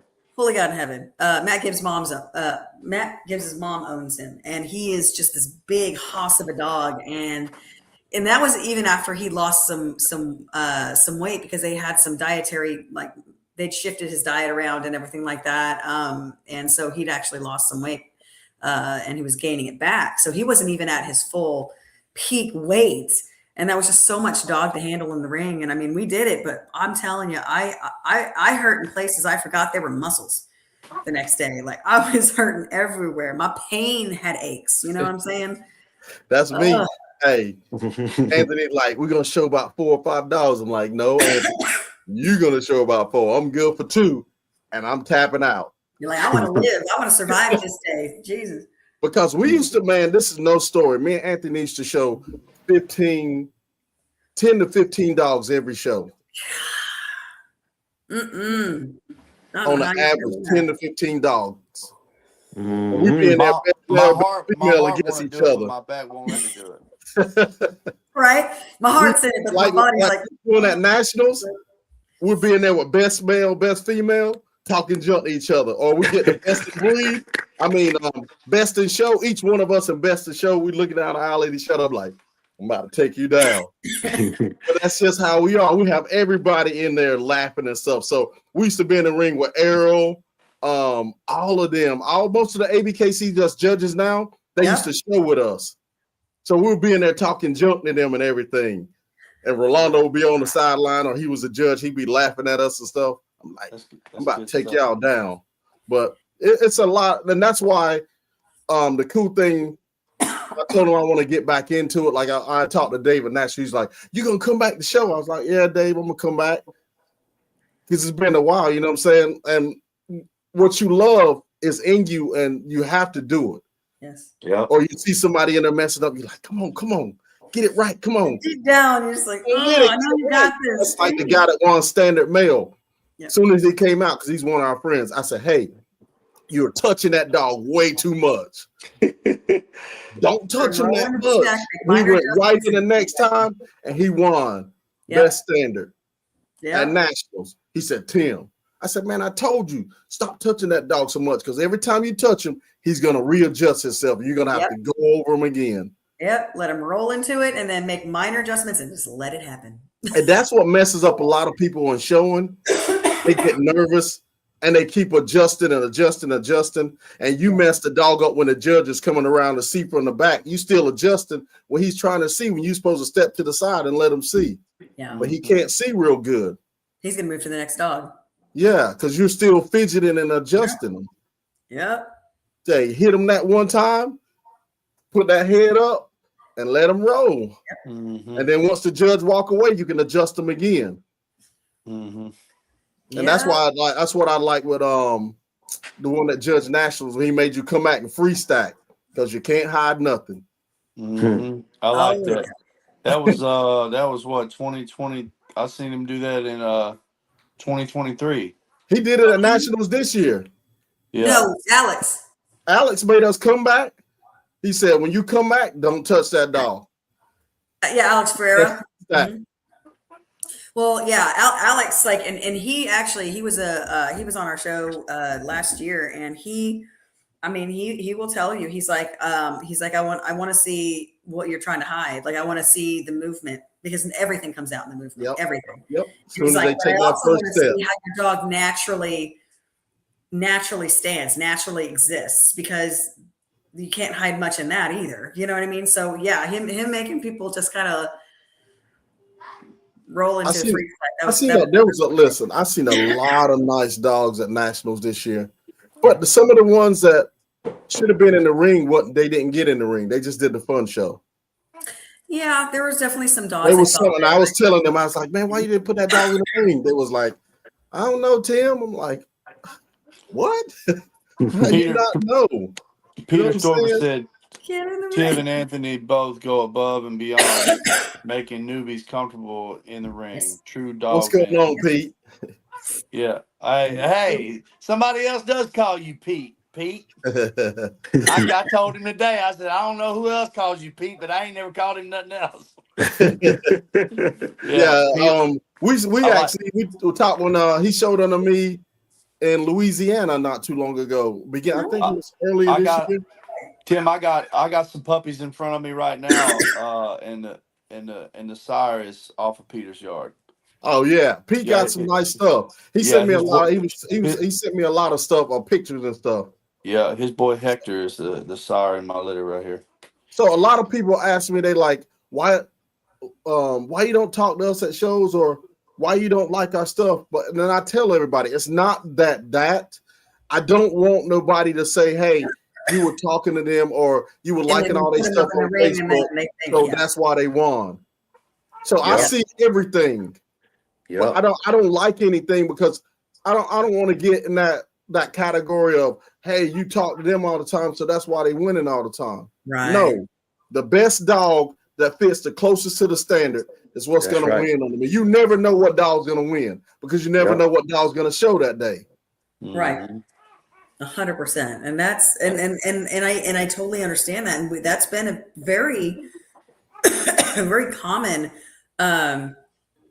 sentiment. So I mean, even Dave mentioned the fact that when we were talking about certain aspects of nationals, we made it a point to mention whether or not he feels comfortable ever talking about dogs that he likes, especially leading up to nationals and all the way to nationals.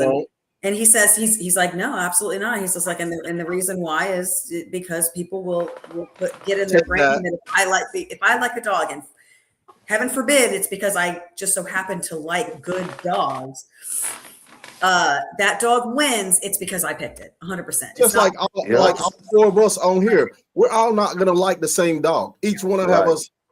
But see, this is where it counts the most. When you can put your preference aside and see the dog for what it is. Mm-hmm. A lot of people step in there with their own preference. Well, I only like pockets. I only like standards. I only like XLs. I only like this. But when you step in there, only thing that matters is that standard for that breed. Your preference goes out the door, has nothing to do Yes.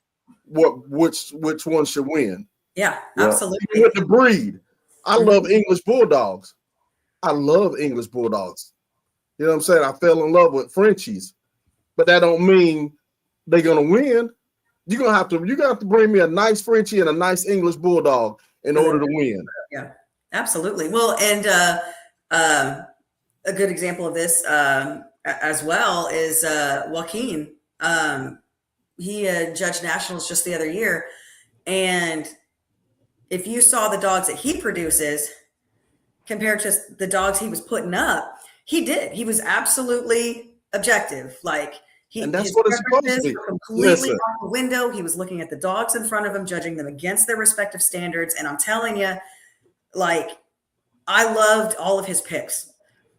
Without all of his picks, and it's because his preferences. It's not like he's judging the dog. Like these judges, like good judges, they are. You're not competing against dogs. You're open to what it is. I won my first best in show with an English bulldog under Pre. I love Pre. No man, I have not been able to get in the ring under her judging, and I want to, because yeah, she's fantastic. And that's the thing about it, man. Like just being objective, but putting your preference. Because I've seen a lot of people go in with their preference, and I'm like, why'd you pick that dog? Because I like that. But what? Yeah, what did you like about it? Like, yeah, you know what I'm saying. You got to tell me how close was it to the standard, because I'm gonna pick it apart too. You know what I'm saying? Mm-hmm. And that's what me and Anthony goes back and forth all the time. You know what I'm saying? We'll go out there, we'll be on side the ring, and I'll be like, yeah, but look at this. He'd be like, yeah, you're right. But you know what I'm saying? Yeah. But you gotta love it. So, and that's the thing. We do what we love. It's our passion. So I mean, that's why we're still around. And I think on the East Coast, Coop is the only show host that have hosted as long as I have in shows. Me and Coop are neck and neck. Oh yeah. Coop's a show veteran. Like he's pretty Coop used to come to all my shows when I hosted in Lumberton. So my first show, I had 235 dogs show in the ring. My first ABKC show. That's a lot. Rolando will tell you, he was like, Tim, I don't want to judge for you no more. You got too many dogs. People come. But you know what I'm saying? You got to get back man. That man takes the love. Like he is assessing everything. Like everything. Yeah. So it's one of those things that it's an inside joke, and we've made this joke with him, so it's nothing that's like mean spirited or malicious or anything. But that's a lot of the reason why he probably shows in show or judges in show one. Because he takes his time. He's notorious for really, really taking time to assess and to talk to people afterward. So they put him in show one. And I get it, because he does. Like they said, how do you? So me and Pollo, we judge the jungle. They just now added 2 more judges last year. Yeah. So they were like, how y'all do that? I'm like, when you love it, it comes natural to you. So I think we went over the year before last. What is it, 5? Because he's at 7 now. Yeah. 5 we did. I think there was 1,200 dogs we put our hands on at the jungle that we judged. I can't even fathom that. By the end of the day, we was on our feet 15 hours. Lord, man, I'd rather not. But that's the thing. Is like, so jungle is I mean, that's a whole vibe in and of itself. It's a whole different world. And I love it though. You know what I'm saying? Because you never know who's gonna win or what somebody's gonna bring out this phenomenal. Like Mountain came out at 10 months. Yeah. And we was like, what is this thing? I thought it was like 2 or 3. Yeah. And he was 10 months old. Right. I know. It's like, he felt real fast. where this thing come from? Not even knowing he has a whole yard of them. Mm-hmm. That's just like Biggie. If you go to the guys that won nationals, the guy that produced Biggie, Yeah. the guy in Russia, got a whole yard of dogs like that. I believe it. And you just don't see them. And yeah, Because and I you don't see them over here. So Spain. You made a good point. You made a good point where when you said you came back from judging in Holland, you're just like, if y'all saw what I saw. When I judge in Spain, Damn. I got a buddy over there in Spain, and he took me around to a lot of kennels when I judged over there. Man, they have some phenomenal dogs in Spain. Mm-hmm. Holland, they have some nice ones in Africa. Mm-hmm. Where else? So I've been so many places, man. And I'm like, I see these dogs. I'm like, yo, y'all need to bring. So matter of fact, the little girl with the young lady with the Dachshund. Yeah. Oh my God, the Dachshund. So she showed under me in Holland. Yeah. Her and the one that had the oldie.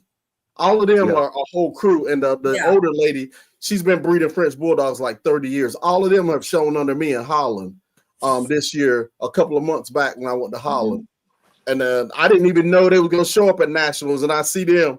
And they was like, "You a handler too?" I'm like, "This is where I started at." Yeah, it's my bread and butter before I started. Well, judging. as long as you've been in it, let me ask you this right here. So I seen something for the first time in my life around dogs, and I never seen it before, man. Seen it with my own two eyes in this litter right here. I had a female. Now I busted the sack myself and pulled her out of it, right? Mm-hmm. And she came out of the sack with her tail wagging. Yeah. Really? I never even heard nobody ever say nothing about no dog doing that, but her tail was wagging. It was wagging hard from the time I pulled her out of the sack. So those are the advanced puppies. Uh-huh. And she is advanced. But I mean, her tail was getting it like this when I busted the sack. Kingsman was out, like that. I was trying to clear her airways and get her all clean, you know, and her tail was just like this the whole time. And I was like, when the vet called us, they was like, "Man, you got to see this puppy." And I'm like, "Why?" It was like, "Listen, he's so advanced." I picked Kingsman at 1 day old and never changed my pick. I feel that way. That's funny you say that. He's still here right now. Yeah. I told Bruce that with this girl. That's her best friend. That's her pet. So she won't let me show him, or you know what I'm saying, put him in show mode.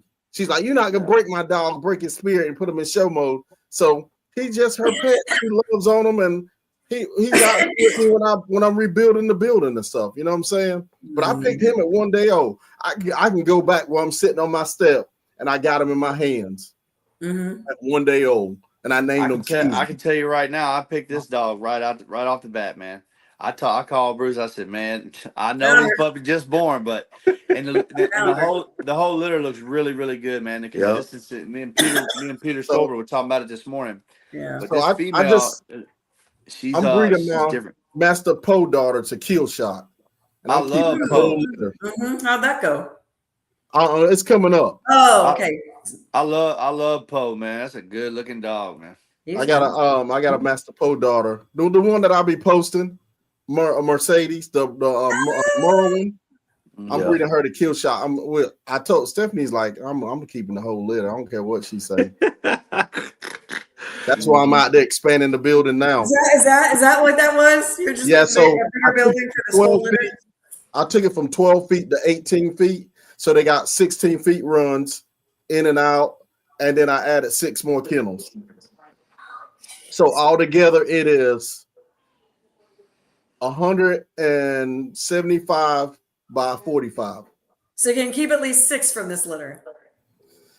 However many she have. Dang. That's gonna be crazy. Yeah. But that's gonna be my new start though. Kill Shot is a beastly little thing. Hey Tim, that's how I feel about this litter right here. Truly, man. I was talking to Peter about this morning. Like if I'm putting this litter, there's 11 of them. If I'm putting them in, If I'm putting them in order, I can't keep 11 of them. But here's my problem: when I go to try to put them in order, I can put 4 at the top. maybe the fifth, but the fifth and the rest, I can't even place them after that. They all look really Yeah. good, and there is the That's top of the litter. consistency though. That's what you wanted. It is but out of So- 11 pups, from the fifth on down, it don't matter what order you put them in. That And here's the thing about it. Look at a lot of the top dogs and stuff. Have you ever seen their litter mates? There's only a couple of them. The big hitters, you don't see many of their litter mates. Right. Because there a lot of them are one of one. Mm-hmm. Right. But when you can get that consistency, where you can get the whole, like, I forget, I think it's Devin. She got like a whole litter that champed out all of them. Yep. The brothers and sisters. Mm-hmm. The consistency, you know what I'm saying? So, but you did your research. Mm-hmm. A lot of people are just shooting in the dark with it. But I seen this dog, I forget where it's from, his name, Titanic. I seen him at Nationals. And he blew my mind. Trent's dog. This dog, I put my hands on this dog and I was like, where have this dog been? Mm-hmm. Yeah, I seen him in the pictures and I was like, yeah, he looks nice. But when I seen him in person, I was like, whoa. He's a big dog. Yeah, nice. Me and Stephanie was like, I want to use that dog. I want to use that dog. I want to use that dog. It's like we Nationals, left Nationals with like 5 studs for our program. Yeah, because I went there to shop, you know what I'm saying? And I had already researched everything. I had already looked, see what they produce, the consistency and stuff like that. But here's the thing too. You got to have the right female to take to these males, because females build programs, male enhanced programs. We just had this conversation, man. I was telling them about you got people with line bred females, and they go and spending all this money on a stud, and all the puppies look like mama. Mm-hmm. Yeah, because you didn't have the right female. Not only did you not have a female to match this male, but you got a female that's so strong that the male's not going to even show up in the litter. So you spent like I said, $5,000 go on with stud Daisy feed. blood. That go with Daisy blood. You cannot beat it. I don't care what stud you try to use. You're gonna have to knock it down. If you get an inbred Dover Daisy female, it's gonna take you forever to fix that head. I'm here to tell you. I bred it for 5. Well, it's probably gone out. It's gone now. So there's probably nobody with Dover Daisy blood. But it's about 3 or 4 years to knock that head off. There's a couple of things that just don't come off easy, man. I No. Bad rear mechanics and a little head, so small skull. Front assemblies too. A lot of dogs front assemblies off. Front assembly be off, but and it's hard to fix. But the rear mechanics are harder than anything. It seems like. But you got to think, they got to put the front starts first. That's reach and drive. They reach and drive off the rear. So if the front is off, it's gonna throw everything out. That's like if you driving a car and you ain't got a front end alignment. What is it gonna do? Mm-hmm. You understand what I'm saying? That's the same thing. And the thing about it is, why I like Biggie, he's got that chest bellow. We have lost the chest bellow in American Bully. 4 chest, yes. I love the 4 chest, the bellows. When they get out there, they stick it. I'm like, man, that is it right there. But Man, we lost that. The chest should poke out in the front. Yes, we have lost that a lot of that in American Bully. Once again, we're talking about that today. Talking today about 4 chest and how much that adds to the look of the dog. You just don't hardly see it. But the chest drop. You don't see the chest drop no more. That's right. In American Bullies. You're seeing more because it's almost cathedral and flat across. Yeah. Well, not necessarily because cathedral actually comes inward and up, but like with that effect. That's the front assembly too. Mm-hmm. Yeah, so the shoulders and the front assembly, shoulder set and stuff. As opposed to more rotund, and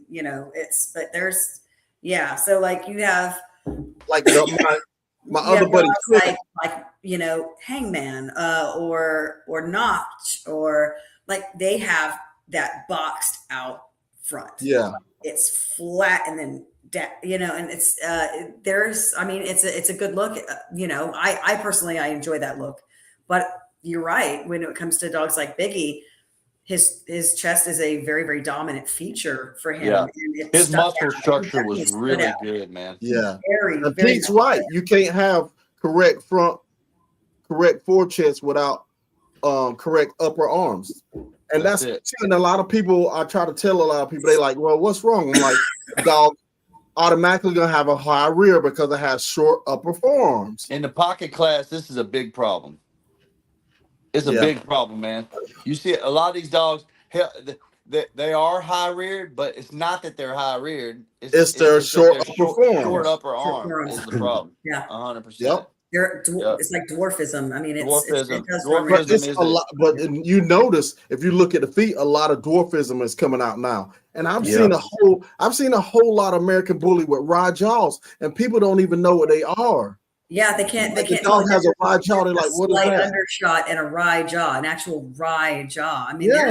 now I've heard, but I don't obviously know because I'm not a vet, nor do I have access to documents. But like, there are some grand champions out there, not like recent, that have been said to have wry jaw. And that's a structural defect too.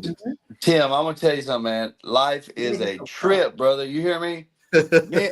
Me and Tim, we had this same conversation 12 hours ago. We talked about the forechest, and we talked about the under jaw is something that the structure of the under jaw is something that a lot of dogs don't have. And they the don't have cheeks. that Remember good the big under jaw. cheeks? Apple cheeks. You remember the big cheeks too? Yeah.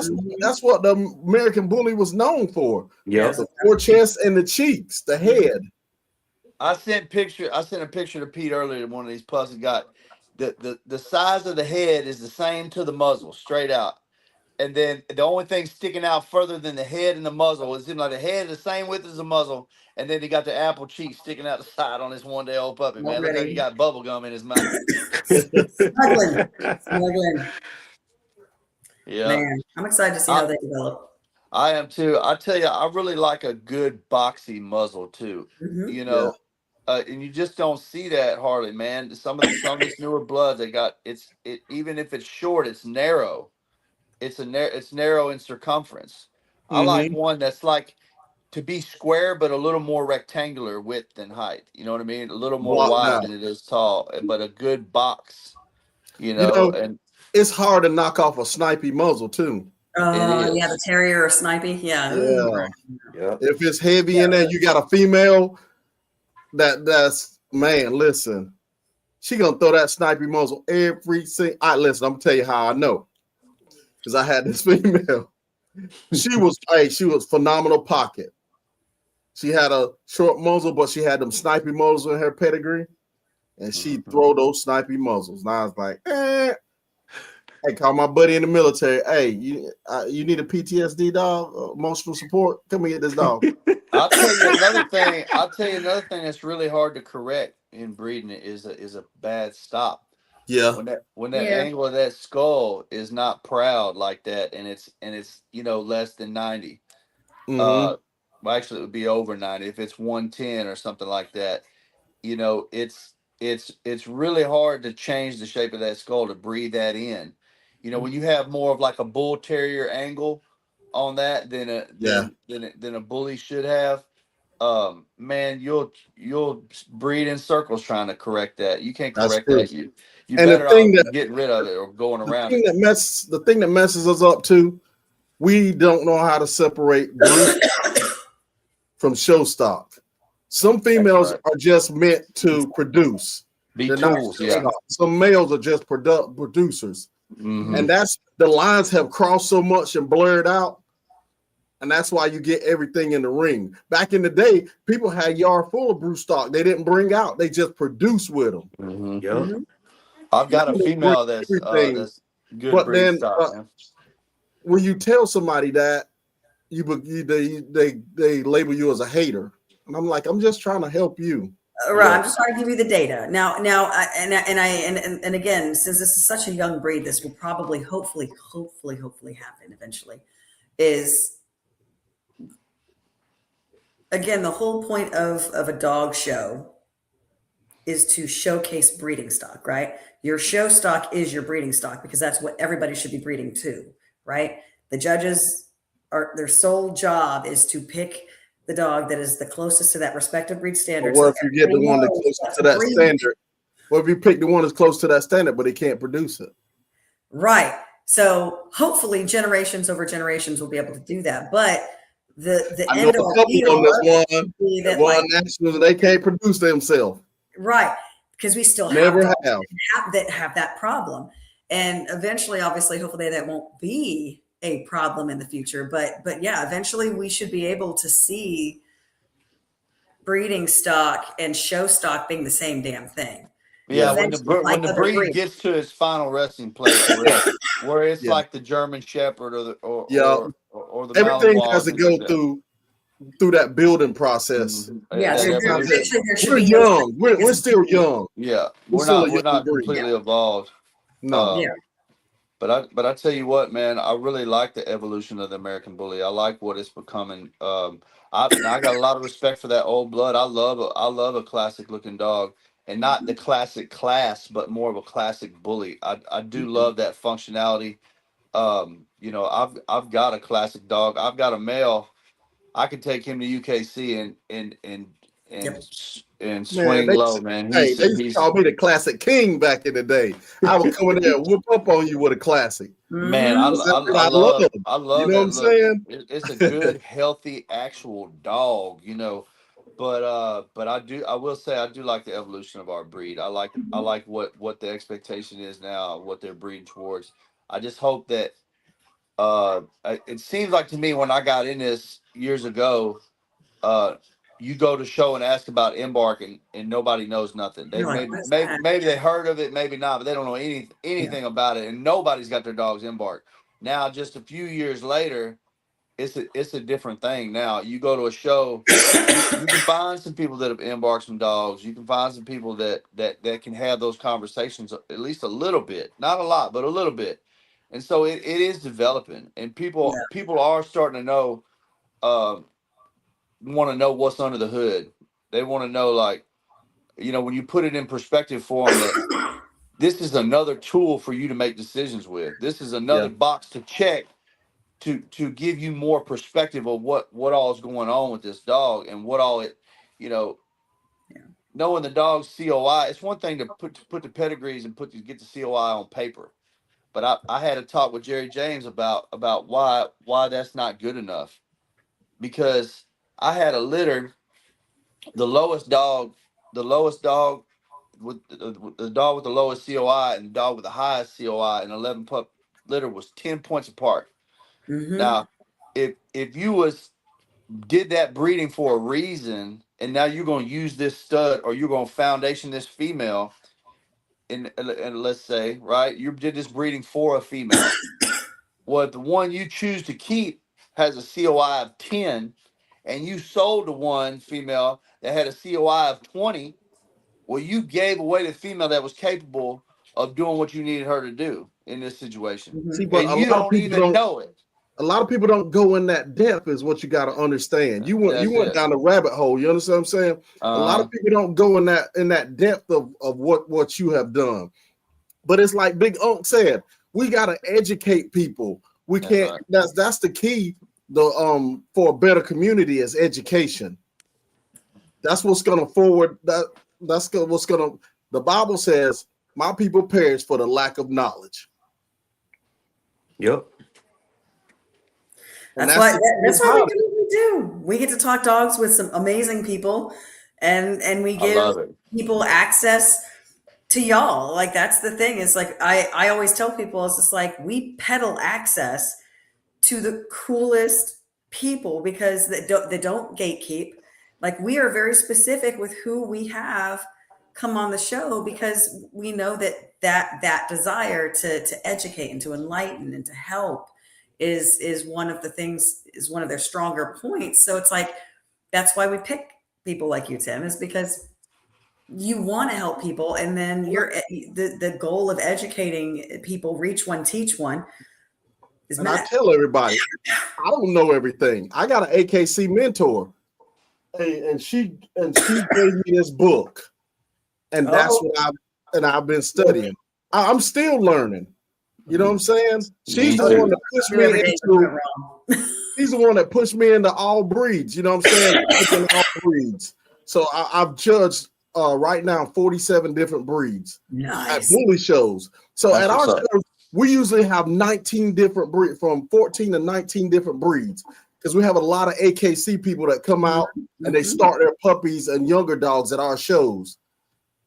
So matter of fact, one of the handlers, Juan Westminster, with a I forget what it was.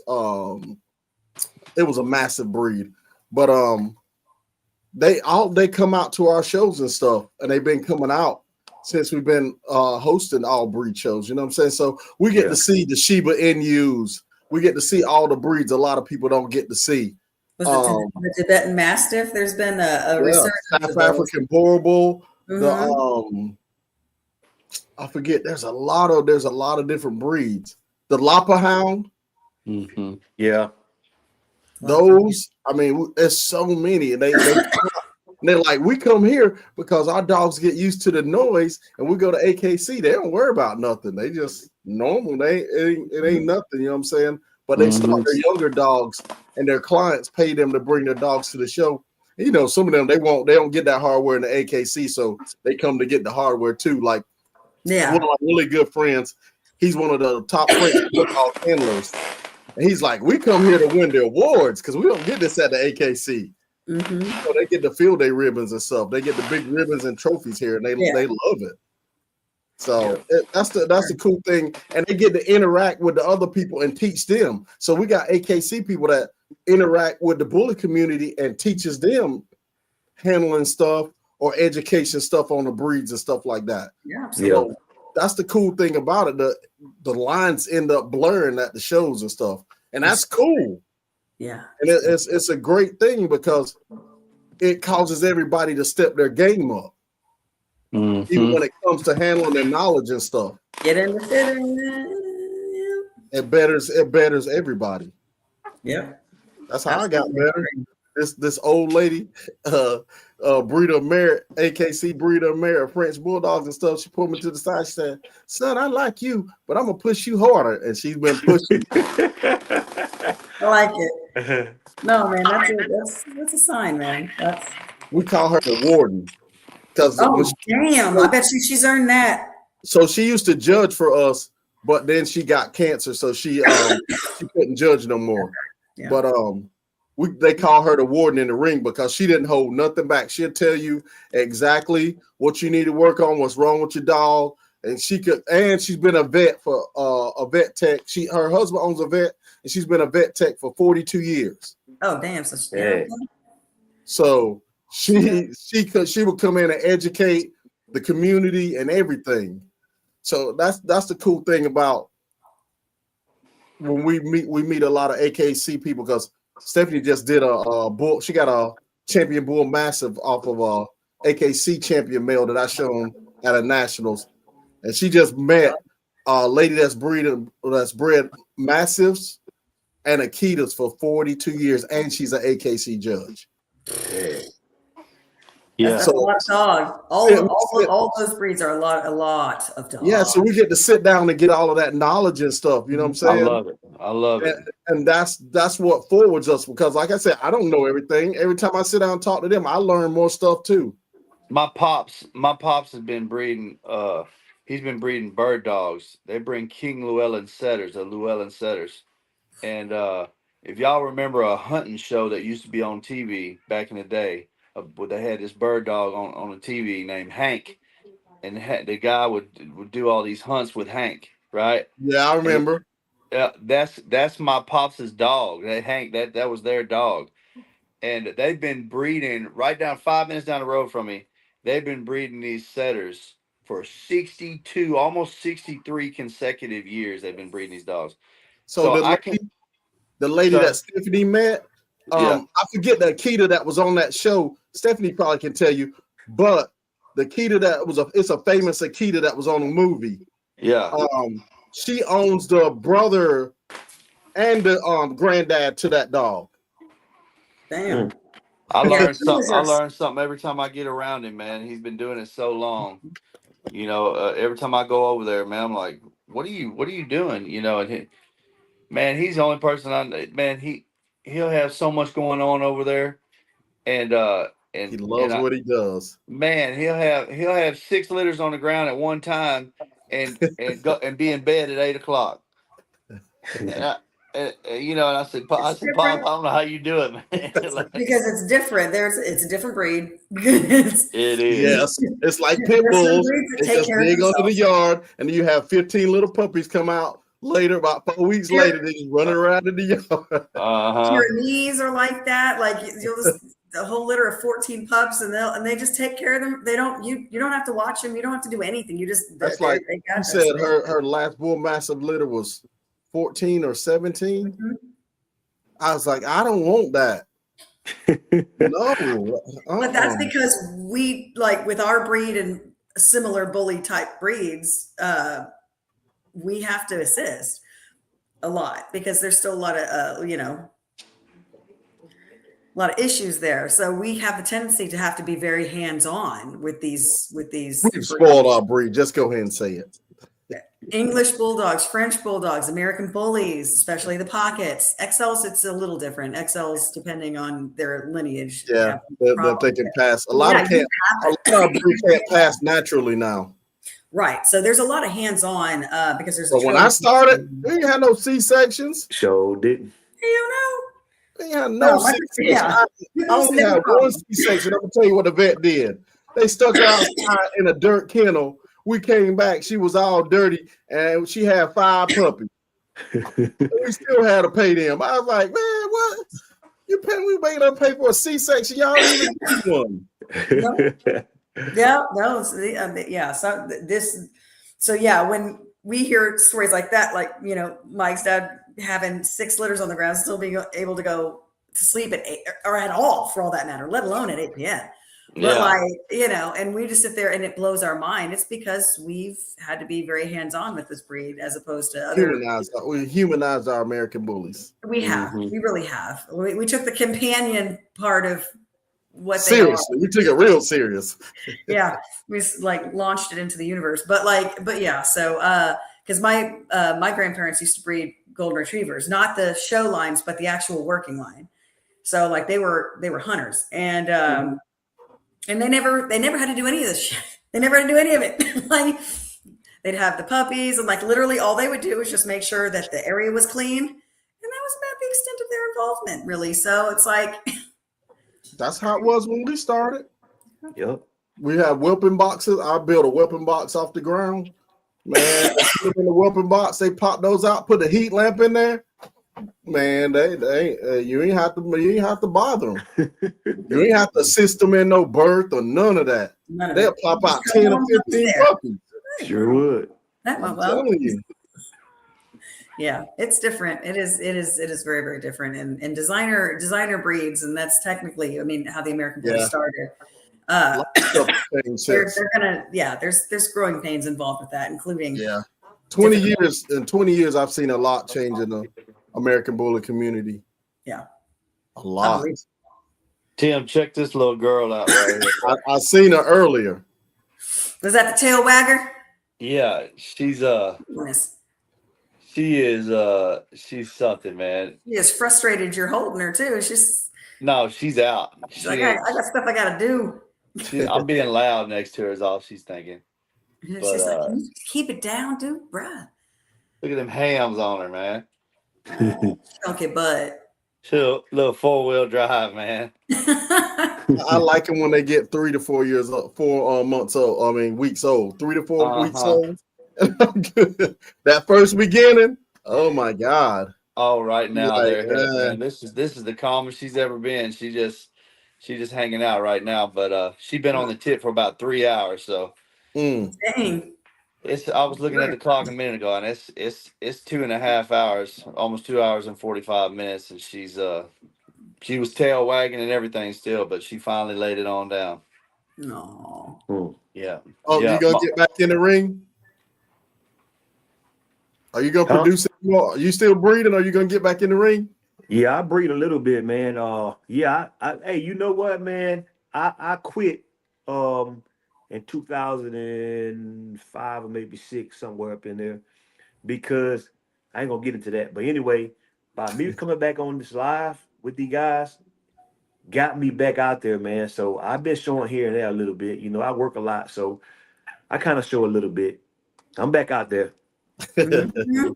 Oh, we pestered Yeah. him. We pestered him. I would say that I feel bad for having pestered him this much, but nah, man. Then you see him out there having fun with his dogs, and it's like, yeah, that worked out well. Stephanie did me the same way. I'm Stephanie glad to be. I'm glad to be a part of it. She's like, hey, somebody wants you to handle their dog. I'm like, I don't want to handle. I want to sit here and watch. She's like, go back in the ring. Go back in the ring. I'm like, I ain't got nothing to show. She's like, I'm gonna get you some dogs to show. I'm like, leave me alone. No, she knows you love it. She knows you're She's the one that threw me in at Nationals. Mhm. She's like, Aunt was like, hey Tim, I You're got a already dressed for it. But hey, man, I loved it, and it sparked a new fire in me to get back in. And like the cool thing about it is, most of the time we deliver the trophies to the ABKC shows, and I'm already there, so why not? You know what I'm saying? I agree. No, man, I'm here for it. I'm glad you're getting back in the ring, and I look forward to seeing more of it. And I definitely look forward to what you're going to start producing, because, I mean, that's where your roots come from. So I'm interested to see what you're going to make. Oh, yeah. I'm working on it. I'm in the lab. I'm a mad scientist right now. Good. I love that. I love that term. I said that today myself. I love getting in the lab where it's at. Lab coat. Yeah, I'm doing all my research, crossing all my I's, dotting all my T's, you know what I'm saying? So yeah, but I'll take it having me on. Oh, yeah. I'm so happy you were able to make it on the Stars Align. Yeah, she had me. I've been wide open. I done painted, man. So I'm running. I'm doing all her show stuff now, and I just got through painting all. I just came out of paint booth right when I got on. Heck yeah. We're painting all the trophies for her show, and then we got started off in Coop show and Rolando show. So we're working on those now. Oh yeah, you've got season opener and stuff. Yeah, you got season opener coming up, and then after that, a few months. Was it not even a couple of months after that, or a few months after that? Peace, love, and bullies. Peace, love, and it's bullies. Coop show. Yeah.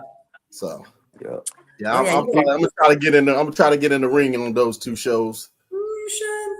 You should. Yeah. Get my feet wet. You're already trudging, sir. Feet wet? No, man, you in it. You in it. Right. I had a good time tonight, y'all. I hope y'all have a great holiday. You too. Everybody gets everything they want out of it. That's right. I'm gonna get Anthony to get on here next time. Oh yeah, you two going back and forth. You guys had us rolling. No, I'm gonna let y'all go at him. Yeah. Oh man, no, you guys had us rolling last time you were here on together. So that's definitely gonna happen. Thank y'all, man, and y'all have a blessed holiday. Yeah, you too, brother. Hopefully, I can see some of y'all at the shows. I'll be at a lot of the shows. I'll be at Candy shows, the Arkansas shows. I was in the fun show at Candy. You was in Hot Springs, Arkansas, or the one in Conway. It was what's the rep's name? JJ. I was at JJ's show. Yes, I was there. Yeah, I'll be at her show again this year. Yeah, I'll be there. I live about 25 minutes from Conway, so. Oh, okay. Yeah. I love it there, man. We be eating. We hit all the restaurants there. Every time we go somewhere, we look it up on there, the best restaurants. Man, 3 days. We'll have to go down to Wright's Barbecue when you come back. Wright's Barbecue is where it's at. Yeah. All right. You have to remind me of that. I got you. All right, y'all. Y'all have a blessed evening. Rest of y'all too, man. Good night, y'all. All right, good night. Peace. Night, y'all.